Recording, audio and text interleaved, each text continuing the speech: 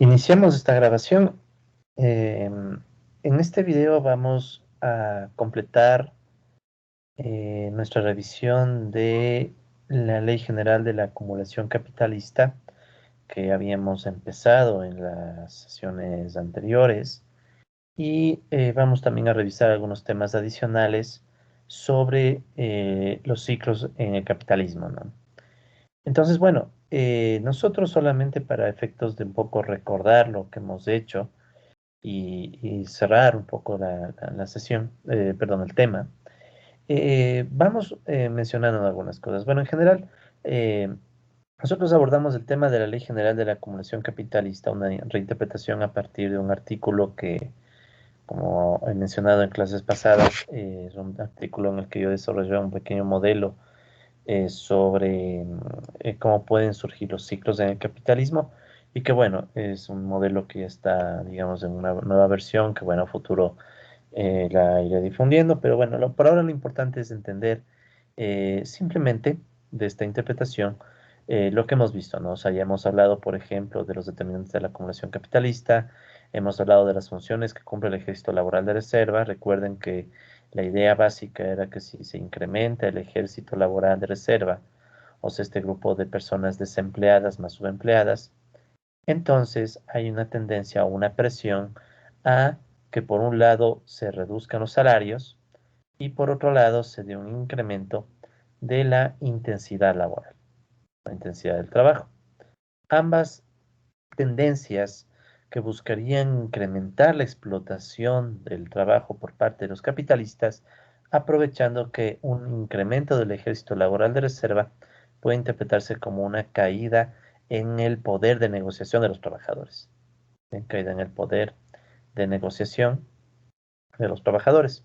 Y esa es la esencia del argumento, ¿no? La esencia del argumento es que este ejército laboral de reserva contribuye en el proceso de acumulación a través de generar grupos de trabajadores que se encuentran en una vulnerabilidad que de una u otra forma pueden empujar a que se reduzcan los salarios o a que aumente la intensidad del trabajo, ¿no?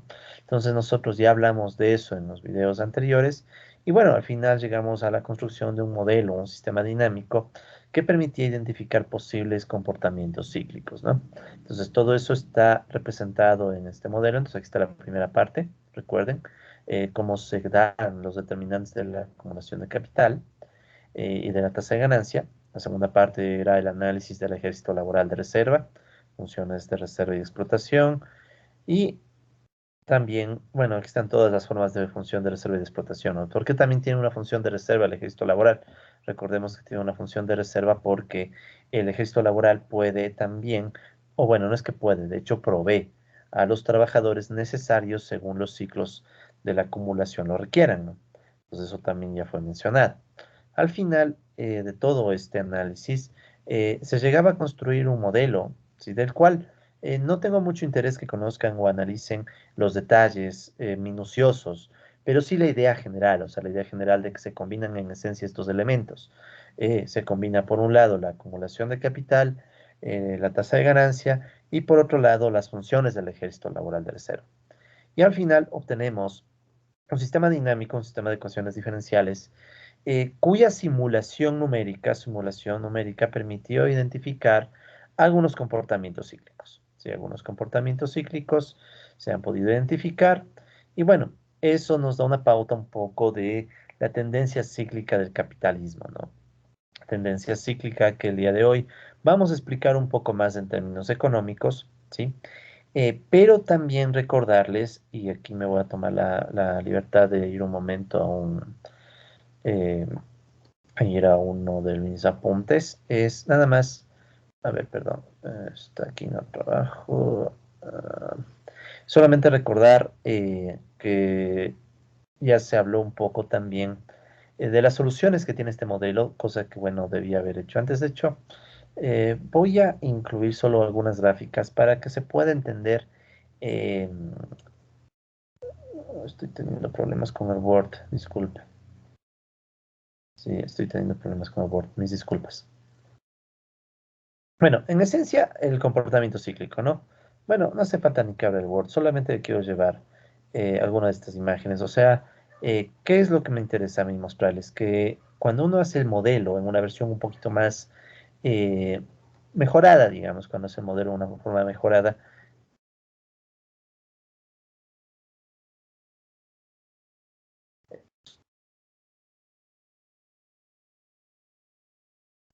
pero también hay comportamientos cíclicos que se pueden identificar por parte de los modelos que analizan los ciclos de la acumulación capitalista.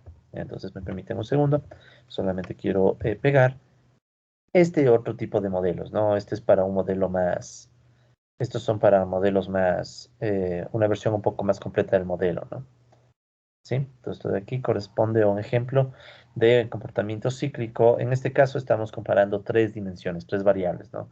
La tasa de empleo, la participación de los trabajadores en el producto y la intensidad laboral, ¿no? Este digamos que es el modelo, es el mismo modelo, pero ya completo y agregado alguno que otro detalle nada más, ¿no? Entonces, permítanme poner simplemente aquí un comentario. Digamos, modelo en versión, una versión mejorada, ¿ya? ¿Sí? O soluciones del modelo en una versión, soluciones del modelo en una versión mejorada, ¿ya? Entonces, por ejemplo, en esta versión, sí que es una versión mejorada, eh, ¿qué se puede notar? Ustedes pueden tomar cualquier punto en este espacio de tres dimensiones donde se combina la tasa de empleo, la participación de los trabajadores en el producto y la intensidad laboral. Toman cualquier punto y ven y dejan que pase el tiempo, ¿no? Y ven cómo surge una dinámica cíclica que, digamos, tratemos de irle siguiendo alguna de estos comportamientos, ¿no? Entonces parte de un punto y de ese punto empieza a tener un comportamiento cíclico y ese comportamiento cíclico tarde o temprano termina provocando que se llegue a un ciclo estable, ¿sí? A un ciclo estable. Entonces es como que el ciclo se estabiliza en un determinado punto o en una determinada región, ¿sí? Esto se suele conocer como ciclos límite. ¿Sí? Entonces, los ciclos límite son estos ciclos a los que tienden las soluciones de los modelos, como los que hemos visto en estas clases, estos modelos en ecuaciones diferenciales en el tiempo, a medida que el tiempo sigue y sigue creciendo. Entonces, a medida que el tiempo sigue y sigue creciendo, resulta ser que surge un ciclo en el cual la economía capitalista ya se queda estable. ¿Sí? De hecho, se puede demostrar matemáticamente, no lo vamos a hacer aquí, obviamente, pero quiero al menos que se lleven un poco la idea. Se puede demostrar matemáticamente que, en efecto, hay un comportamiento de esas características y estable en el modelo que les he presentado, el modelo de la Ley General de la Acumulación Capitalista. ¿Sí? Y hay muchos otros comportamientos complejos, ¿no? Este es uno, pero también hay otros, quiero mostrarles solo un hito más, que es bien interesante porque cuando uno lo ve, puede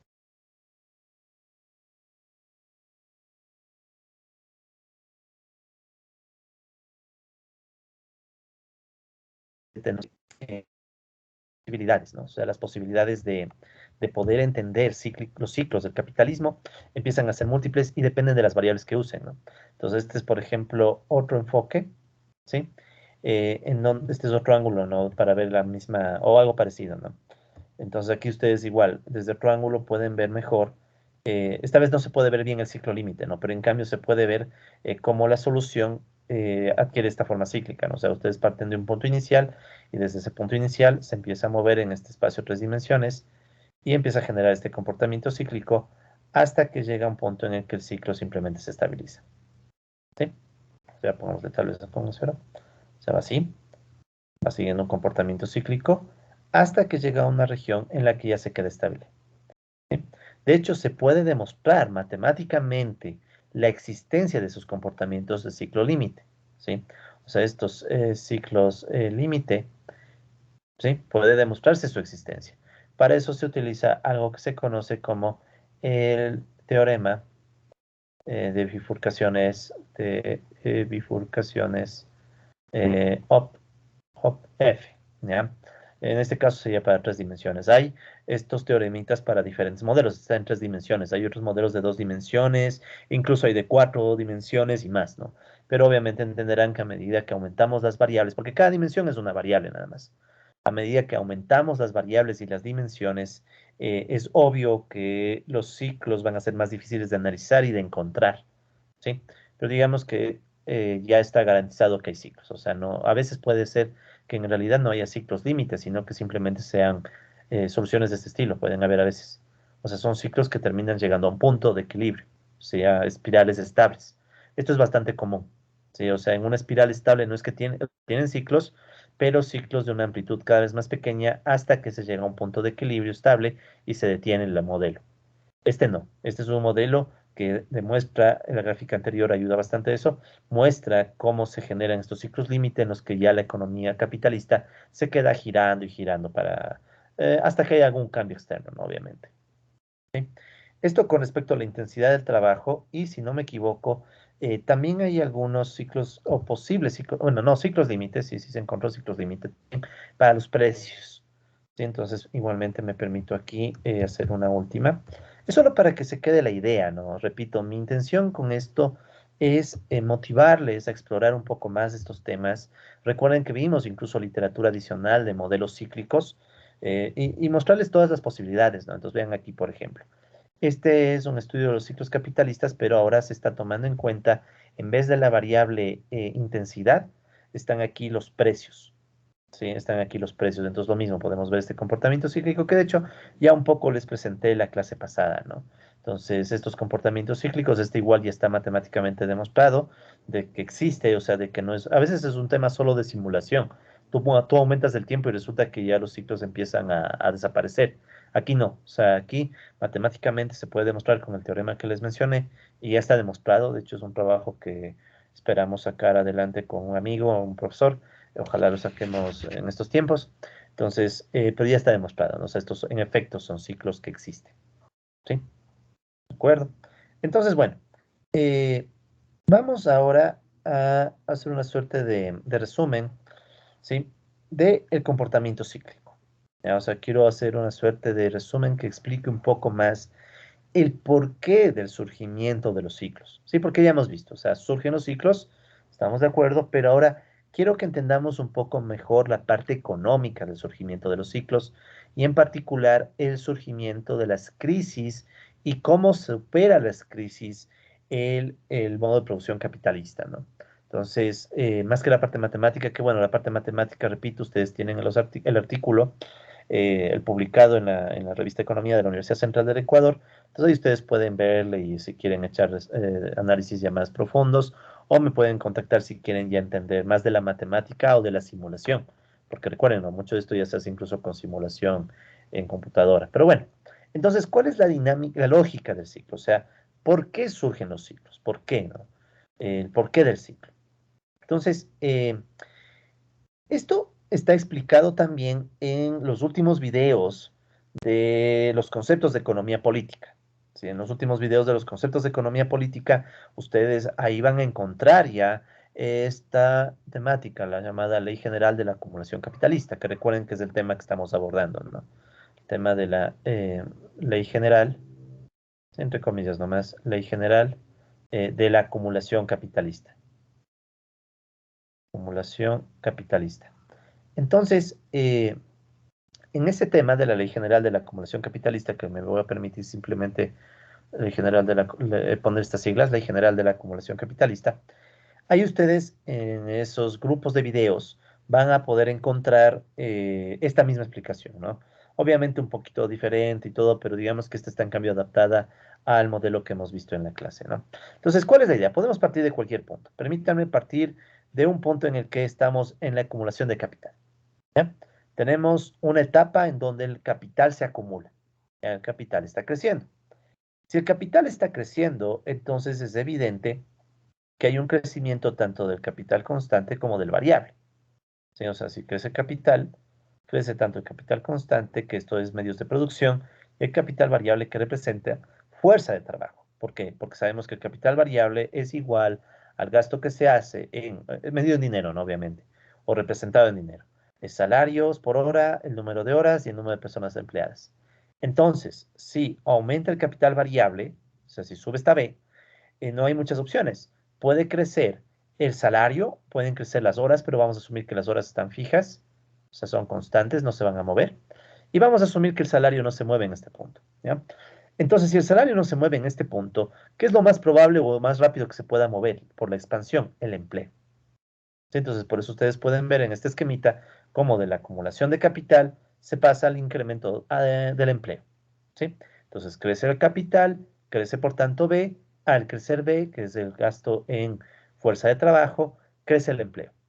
Al crecer el empleo, obviamente que esto es un poco más complicado de lo que estoy explicando, pero solamente para quedarnos con la idea. Al crecer el empleo, ¿sí? Nosotros tenemos un efecto sobre la tasa de empleo, ¿sí? Y la tasa de empleo, recuerden que era E sobre N, siendo E los empleados y N la PEA, la población económicamente activa, o sea, la oferta de trabajadores, ¿sí? N podemos considerarla como la PEA. Entonces, ¿qué sucede si surge un aumento del empleo? Al aumentar el empleo, ¿sí? Por este efecto anterior, ¿no? De que se expande el capitalismo y por tanto se contrata más gente, esa expansión del empleo provoca, obviamente, que la tasa de empleo crezca. O sea, toda la tasa va a crecer porque crece el numerador. Y obviamente la PEA, bueno, no se ha dicho nada de la PEA, entonces no hay para qué pensar que se mueva o no. Entonces, eso podemos decir que implica que se reduzca el desempleo. Y al caer el desempleo, ¿sí? Cae el desempleo, porque más gente de la PEA es empleada, obviamente, y eso va a provocar que caiga el ejército laboral de reserva, ¿sí? Porque recuerden que el ejército laboral de reserva en este modelito solo son desempleados. En un modelo más completo también se podría poner al subempleo, pero es un poco difícil porque para poner al subempleo, ¿sí? O sea, en un modelo más completo también esto significaría que cae el subempleo, ¿no? Pero es más complicado porque para poner subempleo tendríamos que definir qué es subempleo y dar alguna teoría del subempleo, ¿no? Y eso ya es un poquito más difícil, pero se podría hacer, habría que pensarlo un poco. Pero bueno, cae el ejército laboral de reserva, ¿sí? Porque hay este efecto de que el capitalismo se expande y con la expansión del capitalismo se contrata gente y por tanto hay menos desempleo y menos gente vulnerable. Eso permite que aumente el poder de los trabajadores. ¿Sí? O sea, sube el poder de negociación de los trabajadores. El poder de los trabajadores. ¿Por qué? Hay más gente empleada. Hay más gente empleada con capacidad de organizarse, hay más gente empleada y por tanto hay menos desempleados que amenacen la condición de empleo y por ende los trabajadores pueden exigir a los capitalistas cosas como vemos aquí, una mejora salarial o también una reducción de la intensidad del trabajo. ¿Por qué? Porque obviamente que si los trabajadores tienen más poder, son más en número y pueden exigirles a los capitalistas, obviamente que lo que van a exigir son mejores condiciones laborales. Y parte de esas mejores condiciones laborales son precisamente que mejoren los salarios o que se exija menos en el trabajo y por tanto haya menos intensidad laboral. ¿Sí? Recuerden que esto es parte del modelo teórico, ¿no? Obviamente en la realidad esto es más complejo, pero cuando hablamos de la intensidad laboral pueden imaginarse, recuerden el video de Chaplin, ¿no? De este trabajador que tiene que adaptarse a la velocidad de la línea de ensamblaje. Cuando hablamos de intensidad laboral en este contexto, pueden imaginarse también a todas esas condiciones que los trabajadores quieren mejorar para tener en general una condición más digna de trabajo, ¿no? O sea, también podríamos pensarle así. ¿Sí? Obviamente que en un modelo tenemos que escoger una variable y la variable que escogió es la intensidad, pero se podrían escoger otras variables, ¿no? Entonces, bueno, obviamente que estas dos variables, el crecimiento de los salarios, ¿sí? El crecimiento de los salarios y la reducción de la intensidad del trabajo, tienen un nuevo impacto que vemos aquí, que es la reducción de la explotación laboral, ¿sí? Y es obvio, o sea, es bastante obvio. Si los trabajadores resulta ser que ganan más salarios y están esforzándose menos, o sea, tienen que usar menos fuerza de trabajo en cada hora, entonces, ¿qué significa? Que ellos en general han logrado reducir la explotación que sufren por parte de los capitalistas. Y esa mejora para los trabajadores, sin embargo, también tiene una implicación para los capitalistas. Solo el aumento salarial, ya sabemos que de por sí puede tener un impacto, o sea, el aumento de W, que recuerden que es del salario, va a tener un impacto negativo en las ganancias. ¿Por qué? Porque recuerden que las ganancias, ¿cómo se definían? Recordemos la definición de las ganancias. Las ganancias las estábamos definiendo como los ingresos por venta del producto P por Q menos los costos de salarios y los costos de depreciación del capital constante. ¿Ya? Entonces, estamos dejando de lado el tema de la depreciación del capital constante, ese no es central para el argumento, pero el de los salarios sí. Si sube W, si sube W, obviamente sube B. Y ese incremento de B está impactando o va a impactar negativamente a la ganancia. Entonces la ganancia empieza a caer. Y la ganancia empieza a caer por el aumento de salarios. Pero a la vez, recordemos que la intensidad del trabajo influye en la productividad. Si la intensidad de trabajo cae, o sea, tenemos una caída de epsilon, que es la intensidad del trabajo, ¿eso qué va a provocar? Va a provocar que caiga la productividad, Q minúscula, ¿sí? ¿Por qué va a caer la productividad? Porque recuerden que la productividad era cuánto producen los trabajadores por hora de trabajo. Entonces, si los trabajadores logran ganar condiciones laborales más dignas, en donde, por ejemplo, les quitan un capataz que tenían ahí y ellos logran que su trabajo se haga con menos presión, de forma un poco más pausada, etcétera, entonces eso también baja la productividad laboral y también baja, por tanto, Q.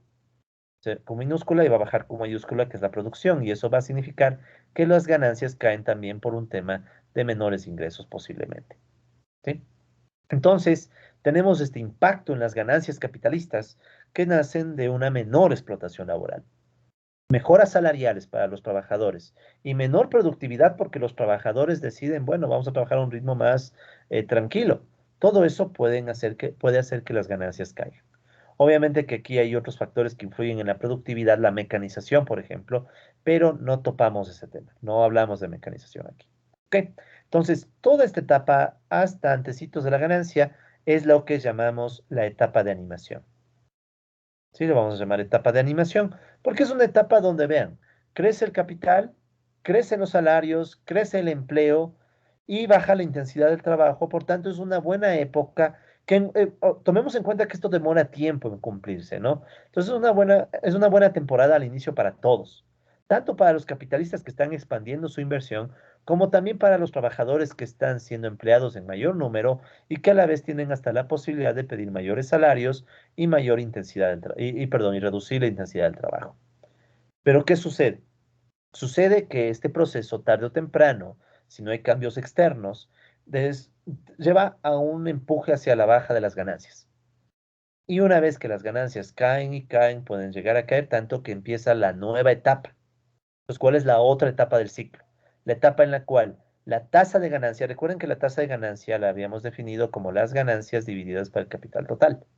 ¿Sí? Entonces, si por un lado la acumulación presiona que crezca la K y por otro lado las ganancias empiezan a caer porque los capitalistas pueden explotar menos, si hay menos explotación laboral, si hay menos explotación laboral, entonces, ¿qué va a provocar? Que la tasa de ganancia se reduzca. ¿Sí? O sea, según al menos este modelo, la tasa de ganancia empieza a decaer. Pero al decaer la tasa de ganancia, también decae la propia acumulación de capital, porque recordarán tal vez que había una ecuación que decía que la acumulación de capital, la tasa de acumulación, era igual a la tasa de ganancia multiplicado por la tasa de ahorro, dejando de lado los otros términos. ¿Bien? Entonces, perdón, G, la tasa de ganancia, disculpen. Entonces, si la tasa de ganancia decae, no es difícil de verlo, o sea, si la tasa de ganancia cae, los capitalistas tienen menos recursos que puedan destinar para acumular y por tanto decae la acumulación, ¿sí? Cae la acumulación de capital. Por este hecho, ¿no? De que, repito, los capitalistas, recuerden, en este modelo, ellos usaban todas las ganancias o al menos una fracción de las ganancias para acumular capital. Si resulta ser que ellos tienen menos ganancias, van a acumular menos capital. Repitiendo, ¿no? Que no haya ningún shock externo aquí, porque si hay un shock externo como precios del petróleo u otros temas, entonces el ciclo puede moverse, ¿no? Pero hasta mientras, esta sería la tendencia. Luego, la caída de la acumulación de capital que implica que el capital, para simplificar la historia, ¿no? Cae K, podría implicar la caída de C y sobre todo la caída del capital variable B, ¿sí? O sea, la caída de B. O sea, ya no puede, como antes, el capitalismo hacer que crezca y crezca y crezca el capital variable. Si cae el capital variable, ¿qué va a provocar? La caída de B, recuerden que B era salarios por hora, por el número de horas y por los empleados. Si cae B, y digamos que inicialmente el salario no se toca, lo que caería es el empleo, ¿sí? Que es el efecto que sigue. Entonces, cae la acumulación de capital, perdón, acá no, un segundito. Dije cae el empleo, entonces si cae el empleo es aquí, ¿no?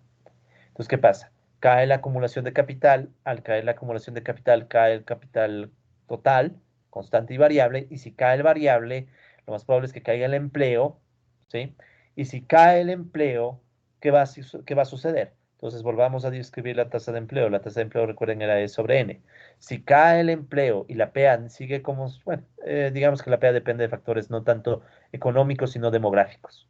Entonces, ¿qué va a provocar? Que la caída del empleo lleve al aumento del desempleo, obviamente. Y si aumenta el desempleo, eso va a provocar que aumente el ejército laboral de reserva.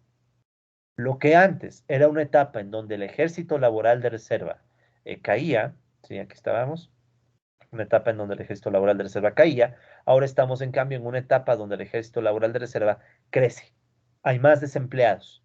Esos mayores desempleados le quitan poder a la clase trabajadora. O sea, esta caída del empleo implica que se reduce el poder de la clase trabajadora.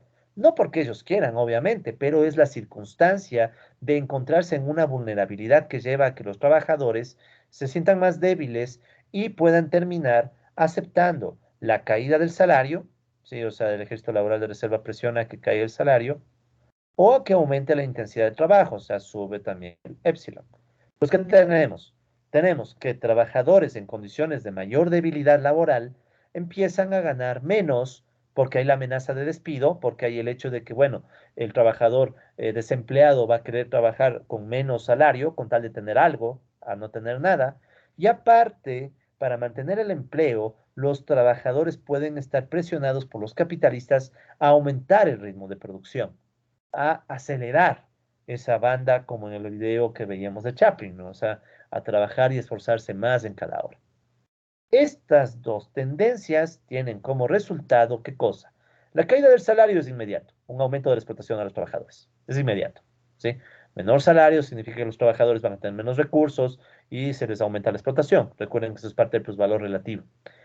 Pero a la vez, el aumento de la intensidad, ¿qué significaría? Si aumenta la intensidad, eso puede llevar a que paradójicamente aumente la productividad. Porque es obvio, si los trabajadores se esfuerzan más, ¿sí? Los trabajadores se esfuerzan más, entonces van a producir más por unidad. Tiempo. En una hora van a producir el doble, el triple, dependiendo de cómo aumenta la intensidad, ¿no? Que claro, no es tan simple en el mundo real, ¿no? O sea, en el mundo real es mucho más complejo, pero repito, pensemos en términos del modelo, ¿no? O sea, es un modelo nada más y el modelo está tratando de contar una historia. Lo que estamos aquí es simplificando la historia para, en vez de hacer ecuaciones, entender el ciclo. Entonces, sube la productividad.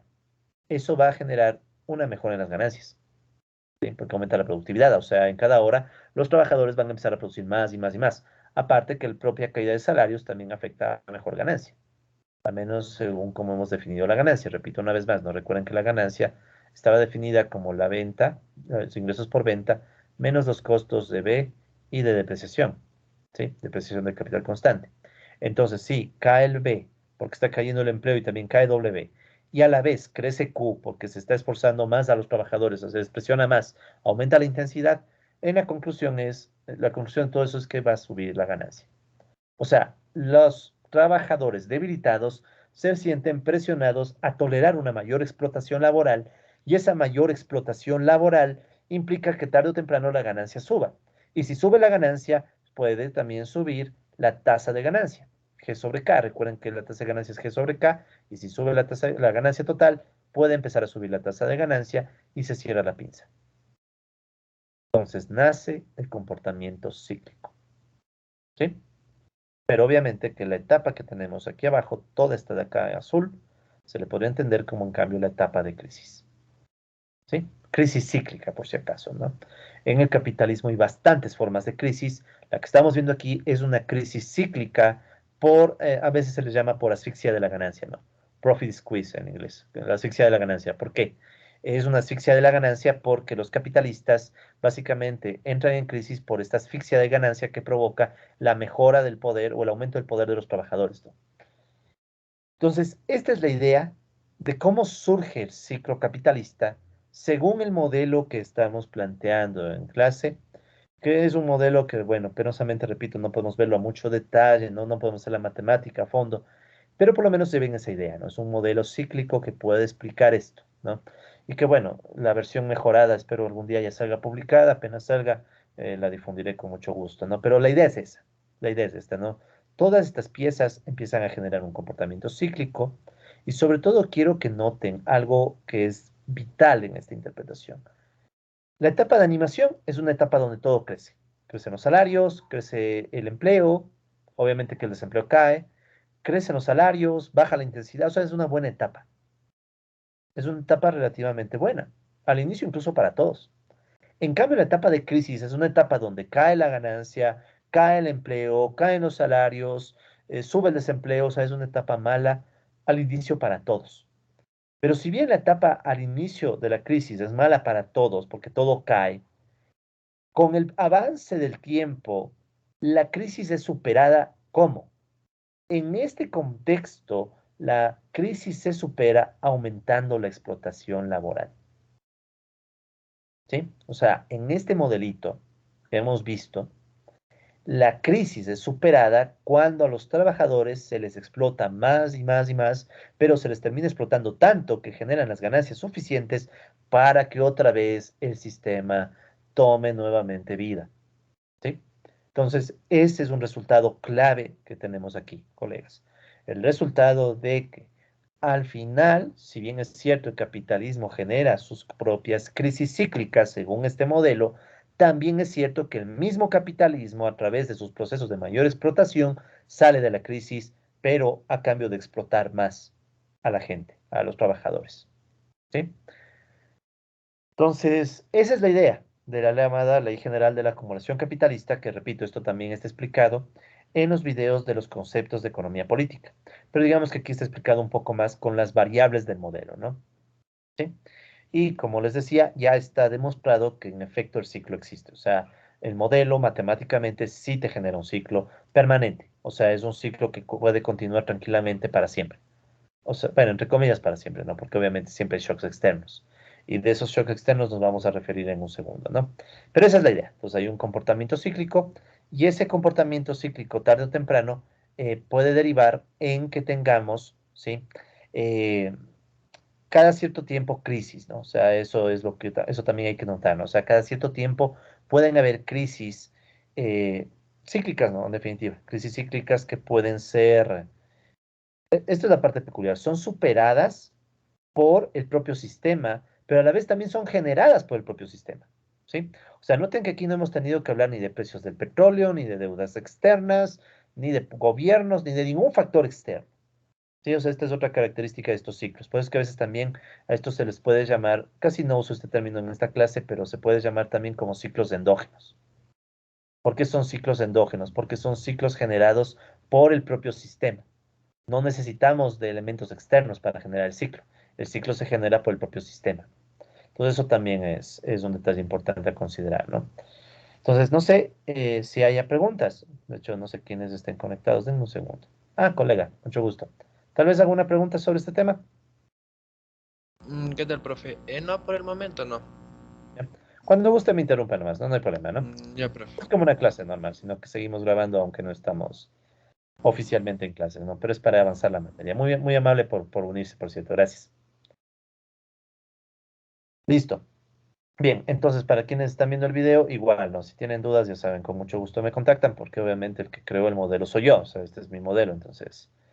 Pero es un modelo que se basa en muchos autores, ¿no? O sea, ¿no? O sea, esto en realidad ya lo pensó Goodwin, mucho más simple, ¿no? También ya lo pensó el mismo Marx, pero claro, lo pensó a su modo, ¿no? Entonces, bueno, esa es la idea de los ciclos capitalistas, el cómo surgen y cómo se justifican a partir de de las piezas que hemos visto del modelo, ¿no? Entonces, bueno, al final podemos plantear o replantear algo que Marx en el Capital llama la Ley General de la Acumulación Capitalista, ¿sí? Entonces, Marx, cuando habla de la Ley General de la Acumulación Capitalista, plantea lo siguiente, ¿no? Entonces voy a dar lectura rápida de este fragmento y un poco analizarlo rápido, ¿no?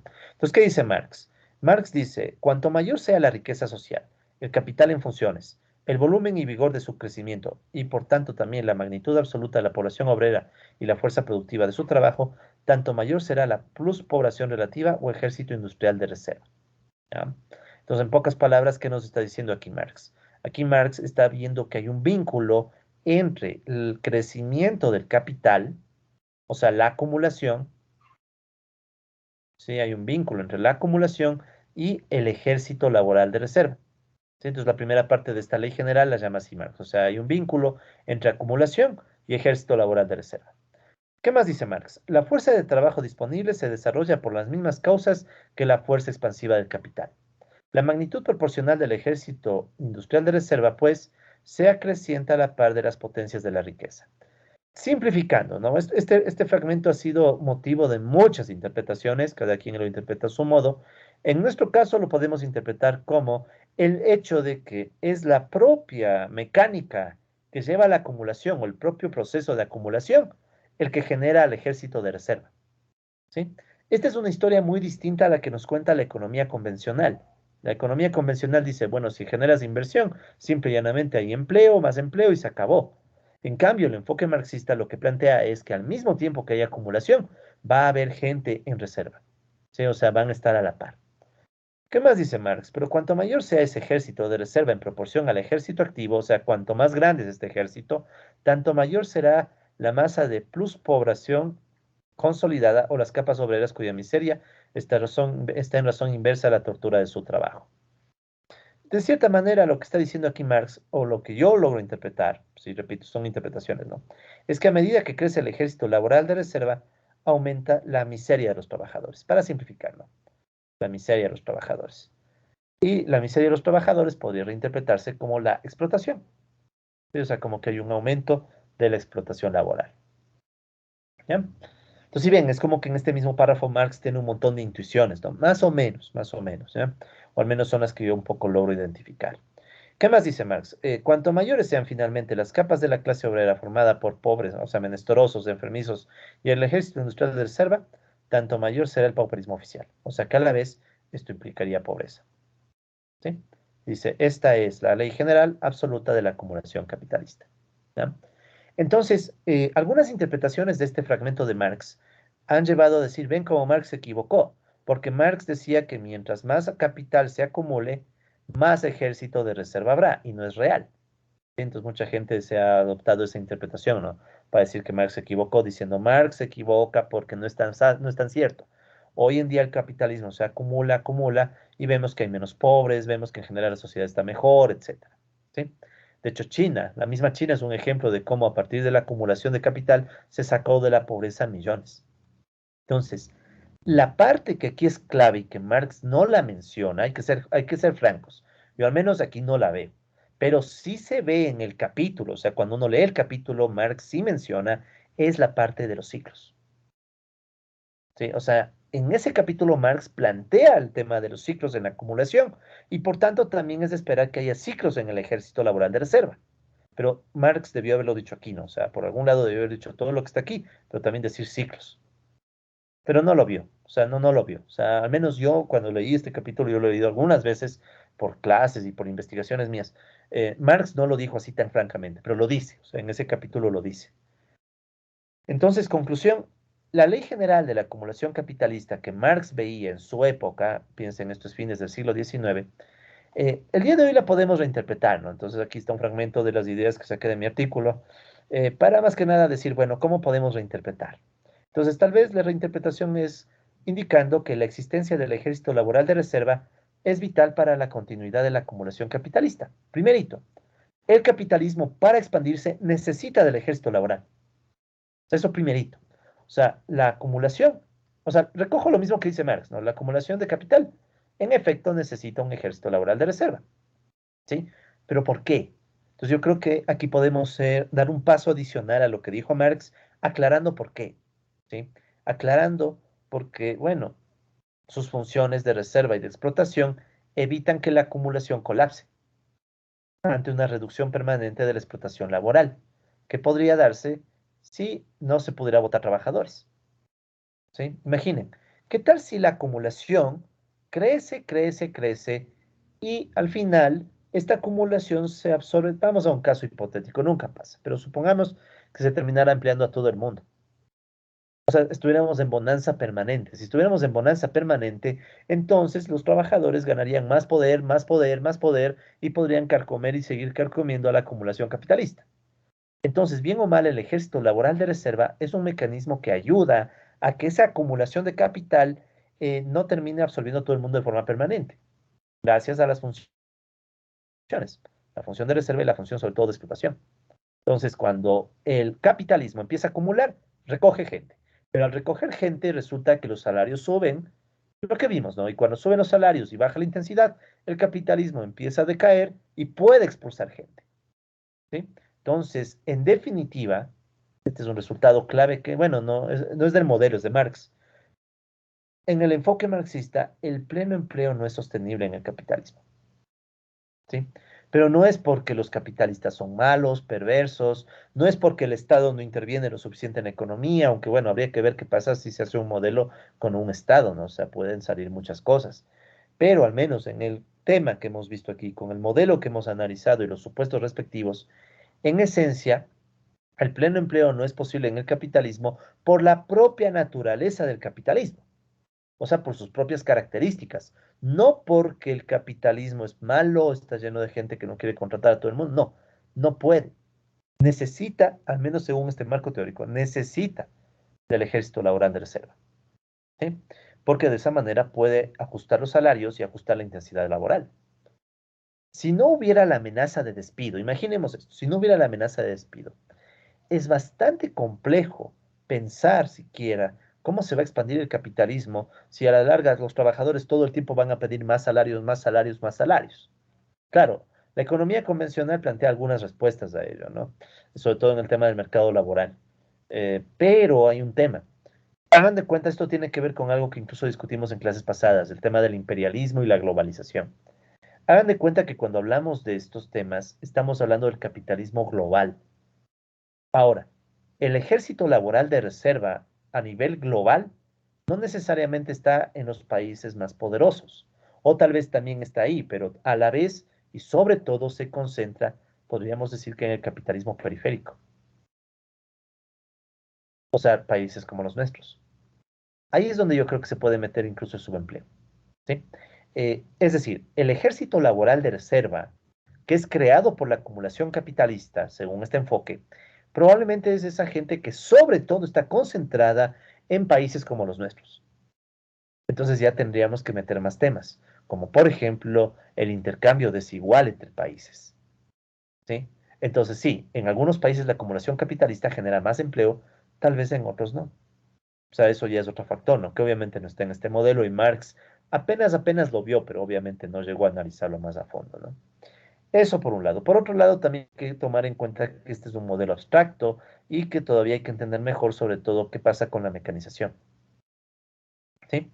Entonces, podría ser que la mecanización contrarreste o no los efectos, por ejemplo, de caída de la tasa de ganancia o de los ciclos, ¿ya? Puede ser, pero también puede ser que a largo plazo, ¿sí? Surja, bueno, vamos a simplificar esto, ¿no? O sea, pueden surgir crisis cada vez más graves, o sea, puede surgir inestabilidad. Bueno, aquí está dicho, ¿no? Inestabilidad. O sea, también puede pasar que dependiendo de las circunstancias del capitalismo, ya de cada forma de capitalismo, o de cada época del capitalismo, bueno, ya dependiendo de las situaciones concretas, el modelo puede generarte resultados inestables. O sea, no todo el tiempo te salen ciclos estables. A veces pueden salirte ciclos que inicialmente son pequeños y van creciendo, van creciendo, van creciendo, hasta que te colapsa el modelo. Eso puede pasar. Entonces, en definitiva, todavía hay mucho por estudiarse, pero lo que es cierto es que Marx dejó muchas intuiciones que tal vez nos ayuden a entender los ciclos y vincular el ciclo con el empleo, ¿sí? Que es bien interesante porque usualmente el empleo es de las variables más descuidadas de la economía convencional, bien descuidada y a veces las teorías sobre el empleo son bien discutibles. En cambio, Marx es como que le integra el empleo en la discusión. Y claro, después de Marx muchos autores, no solo Marx, ¿no? Después muchos autores. Así que esa es la idea, ¿sí? Entonces, en definitiva, ¿cuál es el punto? El punto es que si ponemos en el tiempo a variables como la acumulación de capital o la tasa de empleo, L sobre N, o si ponemos incluso la participación de los trabajadores en el producto, los salarios, etcétera, todas estas variables parecen mostrar comportamiento cíclico, ¿no? Pensemos como que dice la acumulación de capital, ¿ya?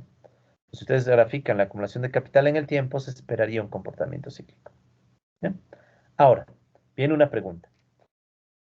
¿Qué sucede con estos ciclos cuando hay shocks externos? ¿Ya?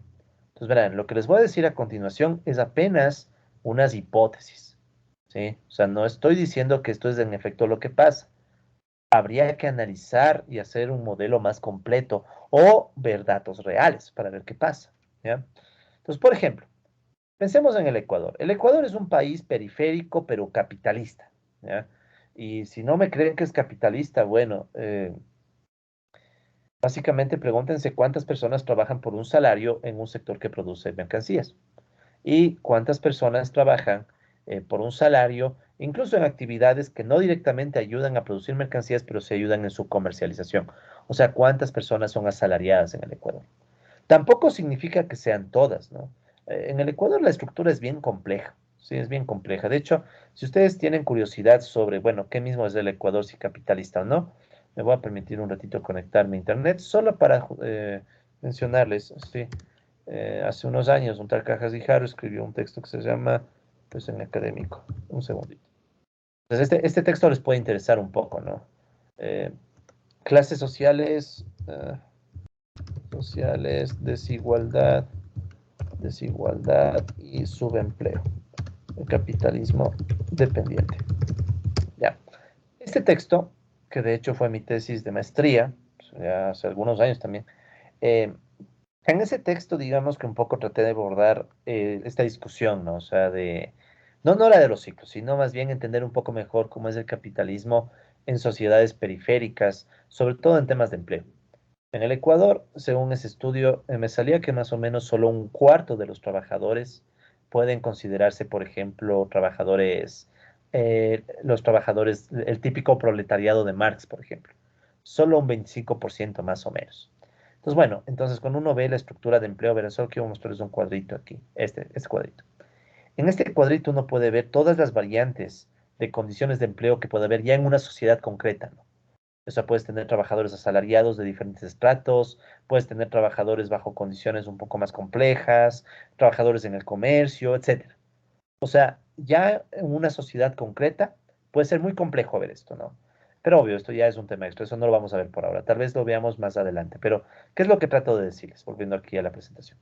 Lo que trato de decirles es que en una sociedad concreta, obviamente que no podemos quedarnos con solamente los marcos teóricos que hemos visto. Tocaría meter más variables. Subempleo, por ejemplo. En el Ecuador inmediato, subempleo. Tendríamos que poner la variable precio del petróleo. Esa también es clave. O sea, el precio del petróleo en el Ecuador afecta a todo. Nos afecta en los ingresos del país y en el mismo empleo. Es obvio, o sea, cuando se cae el precio del petróleo son las etapas en las que inmediatamente el empleo del Ecuador se deteriora. Y la crisis que vivíamos ya antes de la pandemia del coronavirus es ejemplo de ello. Pero bueno, en definitiva la pregunta es, ¿cuál es el efecto de un shock externo? Supongamos precio del petróleo.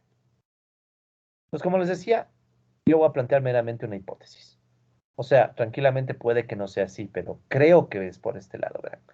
Yo creo personalmente que si los precios del petróleo, por ejemplo, suben y bajan, tienen sus propias fluctuaciones, es como que estos precios del petróleo al ciclo no es que le cambian, no es que le dejan de ser cíclicos, sino que tal vez lo que hacen es volverle más irregular, quizá. O sea, es como, ¿cómo les diré? Es como que el capitalismo fuera un bipolar. Imagínate que el capitalismo es un enfermo bipolar, ¿no? Es con un trastorno psiquiátrico incluso. Ya, en sus etapas maníacas y depresivas, o sea, etapas está eufórico y etapas depresivas. Entonces, digamos que esa ya es su naturaleza, digamos que esa es su forma de ser. Ahora, a este bipolar, digamos que le pones full heroína, ¿sí? O, bueno, cocaína, pongamos, ¿verdad? Para que se anime. Entonces, ¿qué pasa si a este que ya es un enfermo psiquiátrico bipolar, el capitalismo, le empiezas a inyectar unas buenas dosis de cocaína en ciertas épocas y en cambio en otras le quitas? O sea, en unas épocas le subes la cocaína y en cambio en otras le quitas la cocaína. O sea, hagan de cuenta que la cocaína es el precio del petróleo. Por poner un ejemplo nada más. Entonces, es muy probable que los ciclos que ya existen, si los ciclos que ya existen, empiezan a distorsionarse más y muy abruptamente, precisamente por este shock externo. Y solo por poner uno, ¿no? Que es el precio del petróleo, que es el más evidente para países como el Ecuador. Entonces, una etapa de euforia o de animación económica se puede volver mucho más aguda gracias al precio del petróleo alto. Entonces, claro, países como el Ecuador empiezan a sentirse que son el jaguar latinoamericano. Qué bestia. Decir esas cosas ahorita en esta época de una crisis espantosa es tenaz. Entonces, claro, en cierta época el Ecuador se creó un jaguar latinoamericano, el milagro ecuatoriano, no sé si ustedes recuerden, capaz que no. Esto fue más o menos hasta el 2014. Se decía que Ecuador era un milagro económico. Qué bestia. Incluso el presidente de Ecuador es entonces dando conversación, dando charlas en universidades gringas y todo, diciendo cómo es que el Ecuador superó tantos problemas.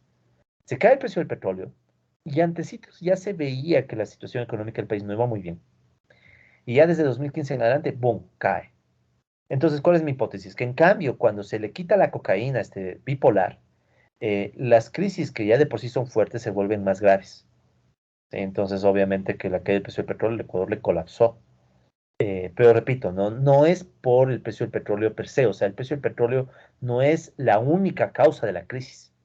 Al menos para el marco teórico marxista, las crisis siempre van a estar ahí. O sea, el bipolar no es bipolar por la cocaína, ya era bipolar de antes, pero claro, la cocaína le enloquece más. ¿Sí? Entonces, ese es el argumento en el caso de shocks externos. Tal vez otro shock externo sea la deuda. Posiblemente, y digo esto así bien claro, posiblemente la deuda puede ser otro factor que evita, digamos, ¿no? Que tú estás creciendo y ya te tocaba caer, pero digamos que la deuda como que te sostiene y hasta te hace crecer, ¿sí? Entonces este podría ser el efecto de la deuda. Entonces la deuda como que puede hacer que tú mantengas cierto crecimiento. De hecho, hay modelos de crecimiento con deuda, pero tal vez pasado cierto punto, boom, el colapso, cuando ya te toca empezar a hacer los pagos de la deuda. Y peor si aparte te toca pagar deuda justo cuando empiezas a poner o se te acaban tus recursos, ¿no? Es bien típico que el Ecuador, esto los pasó en los años 70, 80, sobre todo 80, es bien típico que el Ecuador esté de una etapa de euforia, altos ingresos petroleros y todo, a una caída en donde, aparte que se caían los precios del petróleo, tocó ya pagar la deuda, ¿sí? Entonces puede ser que pase eso, ¿no? Y tú te colapsas bastante hasta que llegue la próxima expansión, ¿sí? Entonces como que todos los factores se combinan, ¿no? Precios del petróleo, deuda, mal manejo de un gobierno, o sea, eso también puede afectar el ciclo, pero al menos en estos modelitos y según el enfoque marxista, no son los causantes del ciclo. El causante mayor del ciclo sería precisamente la lucha de clases. La lucha de clases que es la que provoca este comportamiento. La lucha de clases. Trabajadores que buscan más salarios y menos explotación. Capitalistas que buscan reducir salarios y aumentar la explotación. Y de hecho piensen, ¿cuál es la salida a las crisis que nos dicen hoy? Crisis como hoy que estamos en la pandemia del coronavirus y la crisis del coronavirus. Nos dicen que hay que flexibilizar el mercado laboral, que hay que permitir que, bueno, se pueda contratar de formas diferentes, o sea, ver cómo aumentar la explotación laboral. ¿Sí? Esa es entonces un poco la idea. Hay mucho trabajo por hacer ahí, o sea, esto es un trabajo largo, porque solamente poner precios del petróleo, o sea, adaptar el modelo que hemos visto ya a un país como el Ecuador es muy difícil, bien complejo, porque el Ecuador tiene muchos elementos, ya les digo, sobre todo dos que a mí me dejarían, o sea, son complicados. Subempleo y dependencia en el precio del petróleo. Y tal vez también podríamos meter el rol del Estado, porque el Estado es un factor determinante en ciertas épocas. Entonces eso le haría más difícil al modelo, ¿no? Pero bueno, hay una agenda de estudios, o sea, por ahí les motivo, colegas, a seguir explorando estos temas. Pasemos a el siguiente punto que quiero abordar, que es, bueno, ¿qué dicen los datos? Vamos a ver algunos ciclos empíricos, o sea, a partir de datos. O sea, vamos a ver a partir de datos qué es lo que hay, o sea, hasta qué punto hablamos de ciclos. Recuerden que ya mostramos unos datos cuando hablamos del modelo de Goodwin. Entonces ahora quiero mostrarles datos adicionales, pero para el caso, bueno, en caso general y pero sobre todo para el Ecuador, ¿no? Entonces, bueno, en primer lugar, ¿cuáles han sido algunos de los ciclos que se han podido encontrar, pero ya desde los datos, o sea, en términos empíricos? ¿Sí? Resulta ser que muchos datos parecen, hay que ser así bien franco, parecen, no es que no hay todavía evidencia concluyente, ¿no? Pero parece que sí podrían sugerir que hay ciclos, pero hay muchos ciclos y ciclos muy diferentes, ¿sí? Entonces aquí, por ejemplo, me he permitido mencionarles dos, tres, cuatro grupos de ciclos que son los que podríamos decir que, bueno, más o menos parece que hay, ¿no? Más o menos, verán, repito una vez más, no es que ya esté demostrado, esto es tema de estudio, ¿no? O sea, esto todavía hay que estudiarlo porque entre las dificultades que hay para estudiar esto son los datos. Necesitamos datos muy buenos para estudiar esto y a veces no hay, ¿no? Pero bueno, eh, una opción es que tengamos los ciclos de negocios, que a veces se les asocia como fluctuaciones, usualmente de corto plazo, ¿sí? Entre oferta y sobre todo demanda, y generan cambios usualmente en inventarios de inversión, ¿ya? Entonces, algunos plantean que los ciclos de negocios tal vez podrían ser ciclos de 3 a 5 años, tal vez, ¿ya? Eh, no es que exactamente sean ciclos de negocios, pero quien habló de ciclos de estos cortos era, por ejemplo, Kitching, ¿no? A veces también se habla de los ciclos de Kitching, de 3 a 5 años, ¿ya? De hecho, tal vez sería mejor hablar de ciclos de Kitching antes que ciclos de negocios. Permítanme cambiarle un poco esa anotación nomás. Ciclos de Kitching, vamos a llamarle directamente, ¿sí? Porque el ciclo de negocios es un término que se utiliza para ciclos que en realidad podrían considerarse que nacen de la propia dinámica capitalista, ¿no? Pero bueno. Luego, ¿qué tenemos? Tenemos otros ciclos que pueden ser entre cortos a medianos. Por ejemplo, Juglar, pero este es un trabajo antiguo, ¿no? Juglar hablaba de esa posibilidad de que existan ciclos de entre 7 a 10 años, tal vez asociados a la capacidad instalada y la oferta. Kuznets hablaba también de ciclos, estos pueden ser ya un poco más amplios, de 15 a 25 años, de mediano a largo alcance, que estos podrían estar vinculados a la infraestructura. Y hay ciclos súper largos que, por ejemplo, han sido identificados por Kondratiev, y bueno, también hay quien los ha recuperado como Ernest Mandel y otros, que en cambio estos pueden ser ciclos que pueden durar hasta medio siglo, ¿sí? Y en donde pueden combinarse animación y desaceleraciones de la acumulación ya a escala hasta global, ¿sí? O sea, por ejemplo, en las ondas largas de Kondratiev, así se les llama a veces, las ondas largas de Kondratiev pueden estar registradas incluso las grandes crisis como la crisis del 29. Entonces, obvio que esto es difícil de aceptar o de rechazar sin datos suficientes, pero más o menos es la idea. O sea, los ciclos de Kondratiev suelen ser en cambio ciclos súper largos, ¿sí? Con etapas de crisis bien profundas que afectan a veces a todo el mundo, ¿no? Entonces, estos son apenas algunos de los que he podido encontrar, pero hay muchos trabajos que tratan de hablar de ciclos, ¿no? Y no son los únicos, no es que ustedes encuentran un ciclo y ya tienen que entrar en estas categorías, pueden ser otros, ¿sí? ¿Cuál de estos ciclos empata con los modelos que hemos estudiado? La verdad, no lo sé. Sí, no lo sé, no les voy a mentir, no lo sé. Pero si nosotros quisiéramos ser un poco arriesgados, ¿no? Y adelantar hipótesis. Recuerden que el modelo de Goodwin, ¿sí? El modelito de Goodwin puede ser algo que represente ciclos largos, ¿sí? Al menos eso decía Robert Solow. ¿Sí? Entonces recuerden que Robert Solow planteaba que, bueno, tal vez el modelito de Goodwin es un modelo de ciclos largos. Y eso decía Solow, ¿no? Entonces, quizá, pero así me adelanto, solamente me atrevo a decir esto como una forma de hipótesis. Quizá el modelito de Goodwin y el modelo que yo les he presentado, que de hecho verán, el modelo que yo les presenté es una variante de Goodwin, pero a gran escala, o sea, con más variables, pero es definitivamente es Goodwin mismo. Entonces, tal vez el modelito de Goodwin puede empatar con Kondratiev, pero también hay que ser cautos, porque el modelo de perdón, los ciclos de Kondratiev los vio en varias variables, ¿no? Incluso precios y cosas así. Entonces, es complejo. O sea, es un tema complejo. Habría que ver si es que hay trabajos que vinculen Goodwin con Kondratiev. La verdad, no lo he hecho, ¿no? A fondo, no lo he visto, ¿no? Pero bueno, puede ser una posibilidad, ¿no? Entonces, esta es la idea. La idea es que tendríamos, por ejemplo, los grandes ciclos de Kondratiev, que son los más grandes y los que más polémica generan, porque los ciclos de Kondratiev básicamente te dicen ver que el capitalismo puede entrar en etapas y caída horribles, pero horribles, o sea, caídas que pueden durar muchos años. En la mitad o alrededor de estos ciclos de Kondratiev puedes tener los otros ciclos, ¿no? Por ejemplo, puedes tener, pues es como que alrededor del ciclo de Kondratiev tienes otro ciclo, ¿no? Que se mueve. Y si les descompones, ahí podrías encontrar, por ejemplo, los ciclos de Kitchin o que tal vez los ciclos de juglar, ¿ya? Pero repito una vez más, estos son hipótesis, o sea, la gente ha planteado hipótesis y ha dicho, bueno, tal vez así se combinen los ciclos.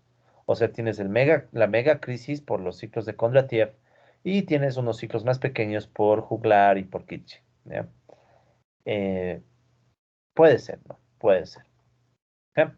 Pensemos un momento en esto de las ondas largas de Kondratiev. Estas son interesantes. A mí me parece que son bien interesantes. De hecho, verán, no les voy a mentir. Los primeros cursos que yo tomé de economía marxista, bueno, los poquitos, porque yo no he tomado, suena chiste, pero verán, yo casi no he tomado cursos de economía marxista. O sea, todo lo que sé de economía marxista es por autodidacta. Pero bueno, o sea, entre los pocos cursos que he tomado formales de economía marxista, uno, recuerdo yo que un amigo, igualmente un buen amigo, ya después, ya colegas, ¿no? Después ya profesores, colegas, con un buen amigo, él nos explicaba justamente estas ondas largas de Kondratiev, ¿sí?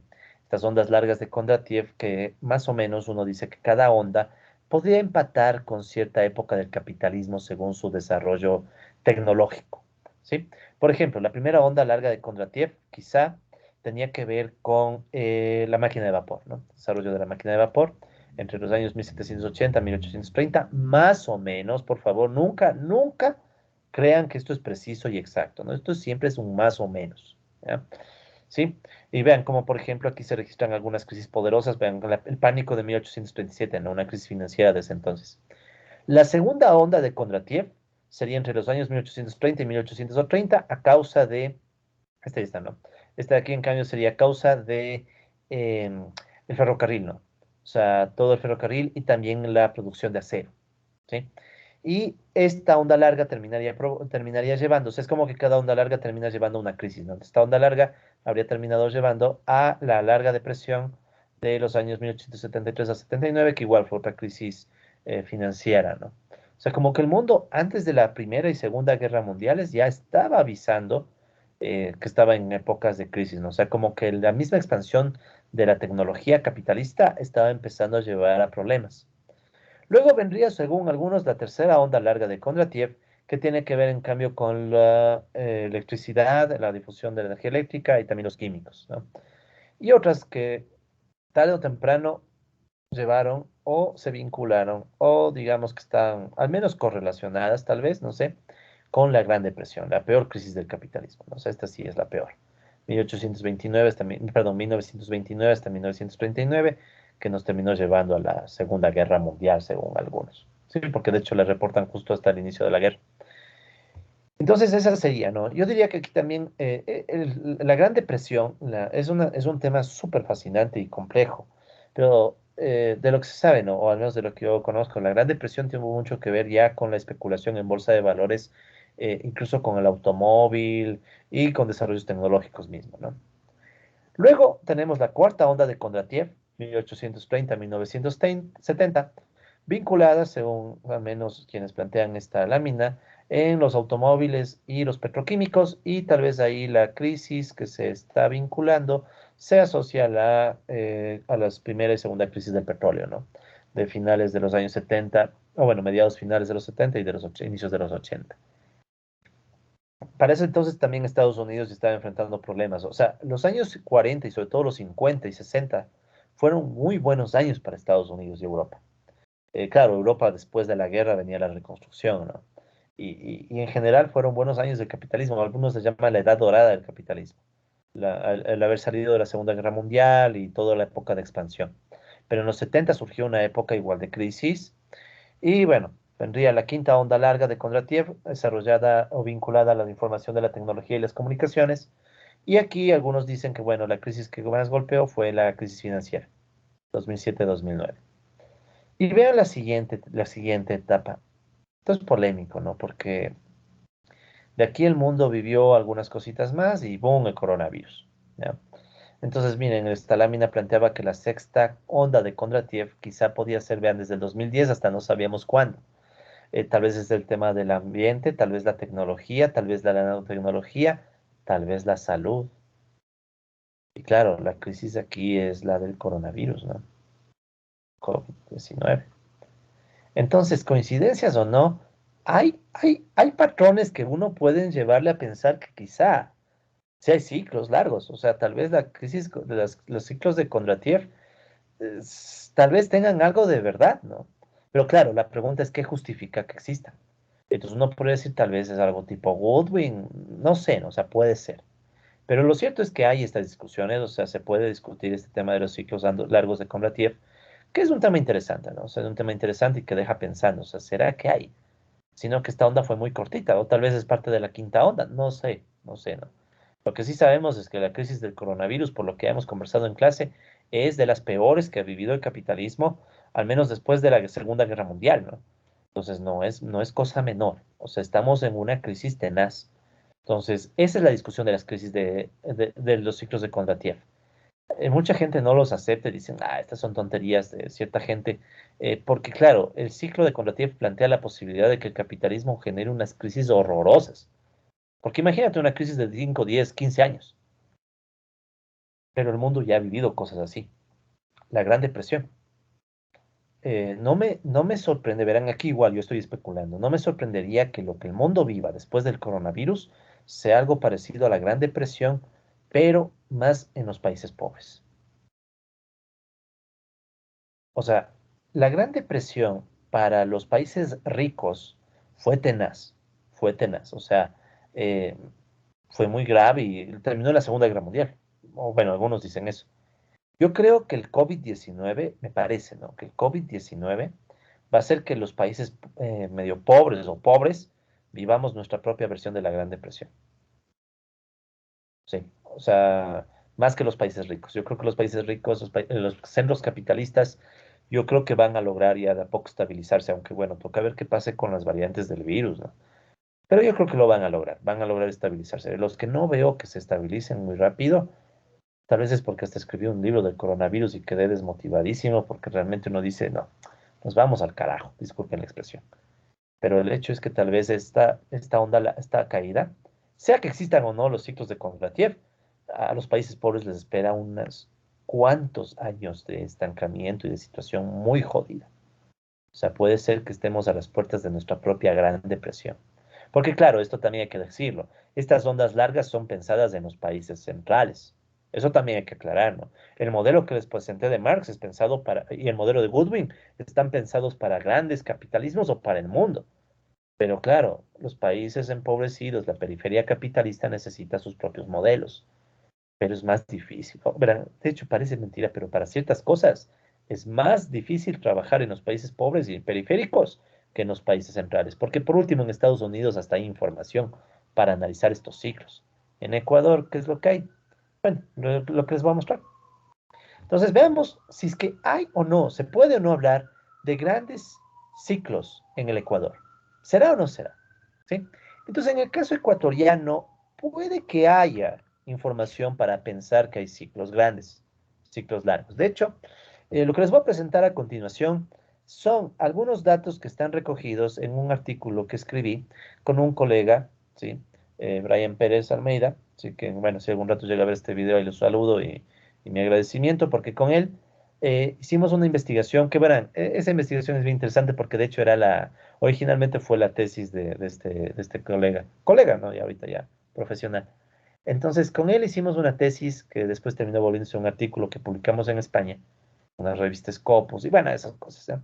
Entonces, ese artículo, si no me equivoco, igual que toda la bibliografía, como siempre, colegas, entonces aquí la bibliografía, déjenme ver, debe estar, creo que sí está. Sí, el artículo que dice Cajas Guijarro y Pérez de Almeida, si le dan clic, ya saben, ¿no? Entonces en la bibliografía yo les dejo la mayor cantidad de fuentes, ¿no?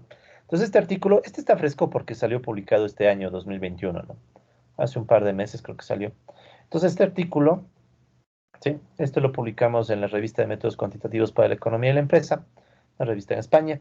Entonces en este artículo hacemos un intento, pero así bien, ¿cómo les diré?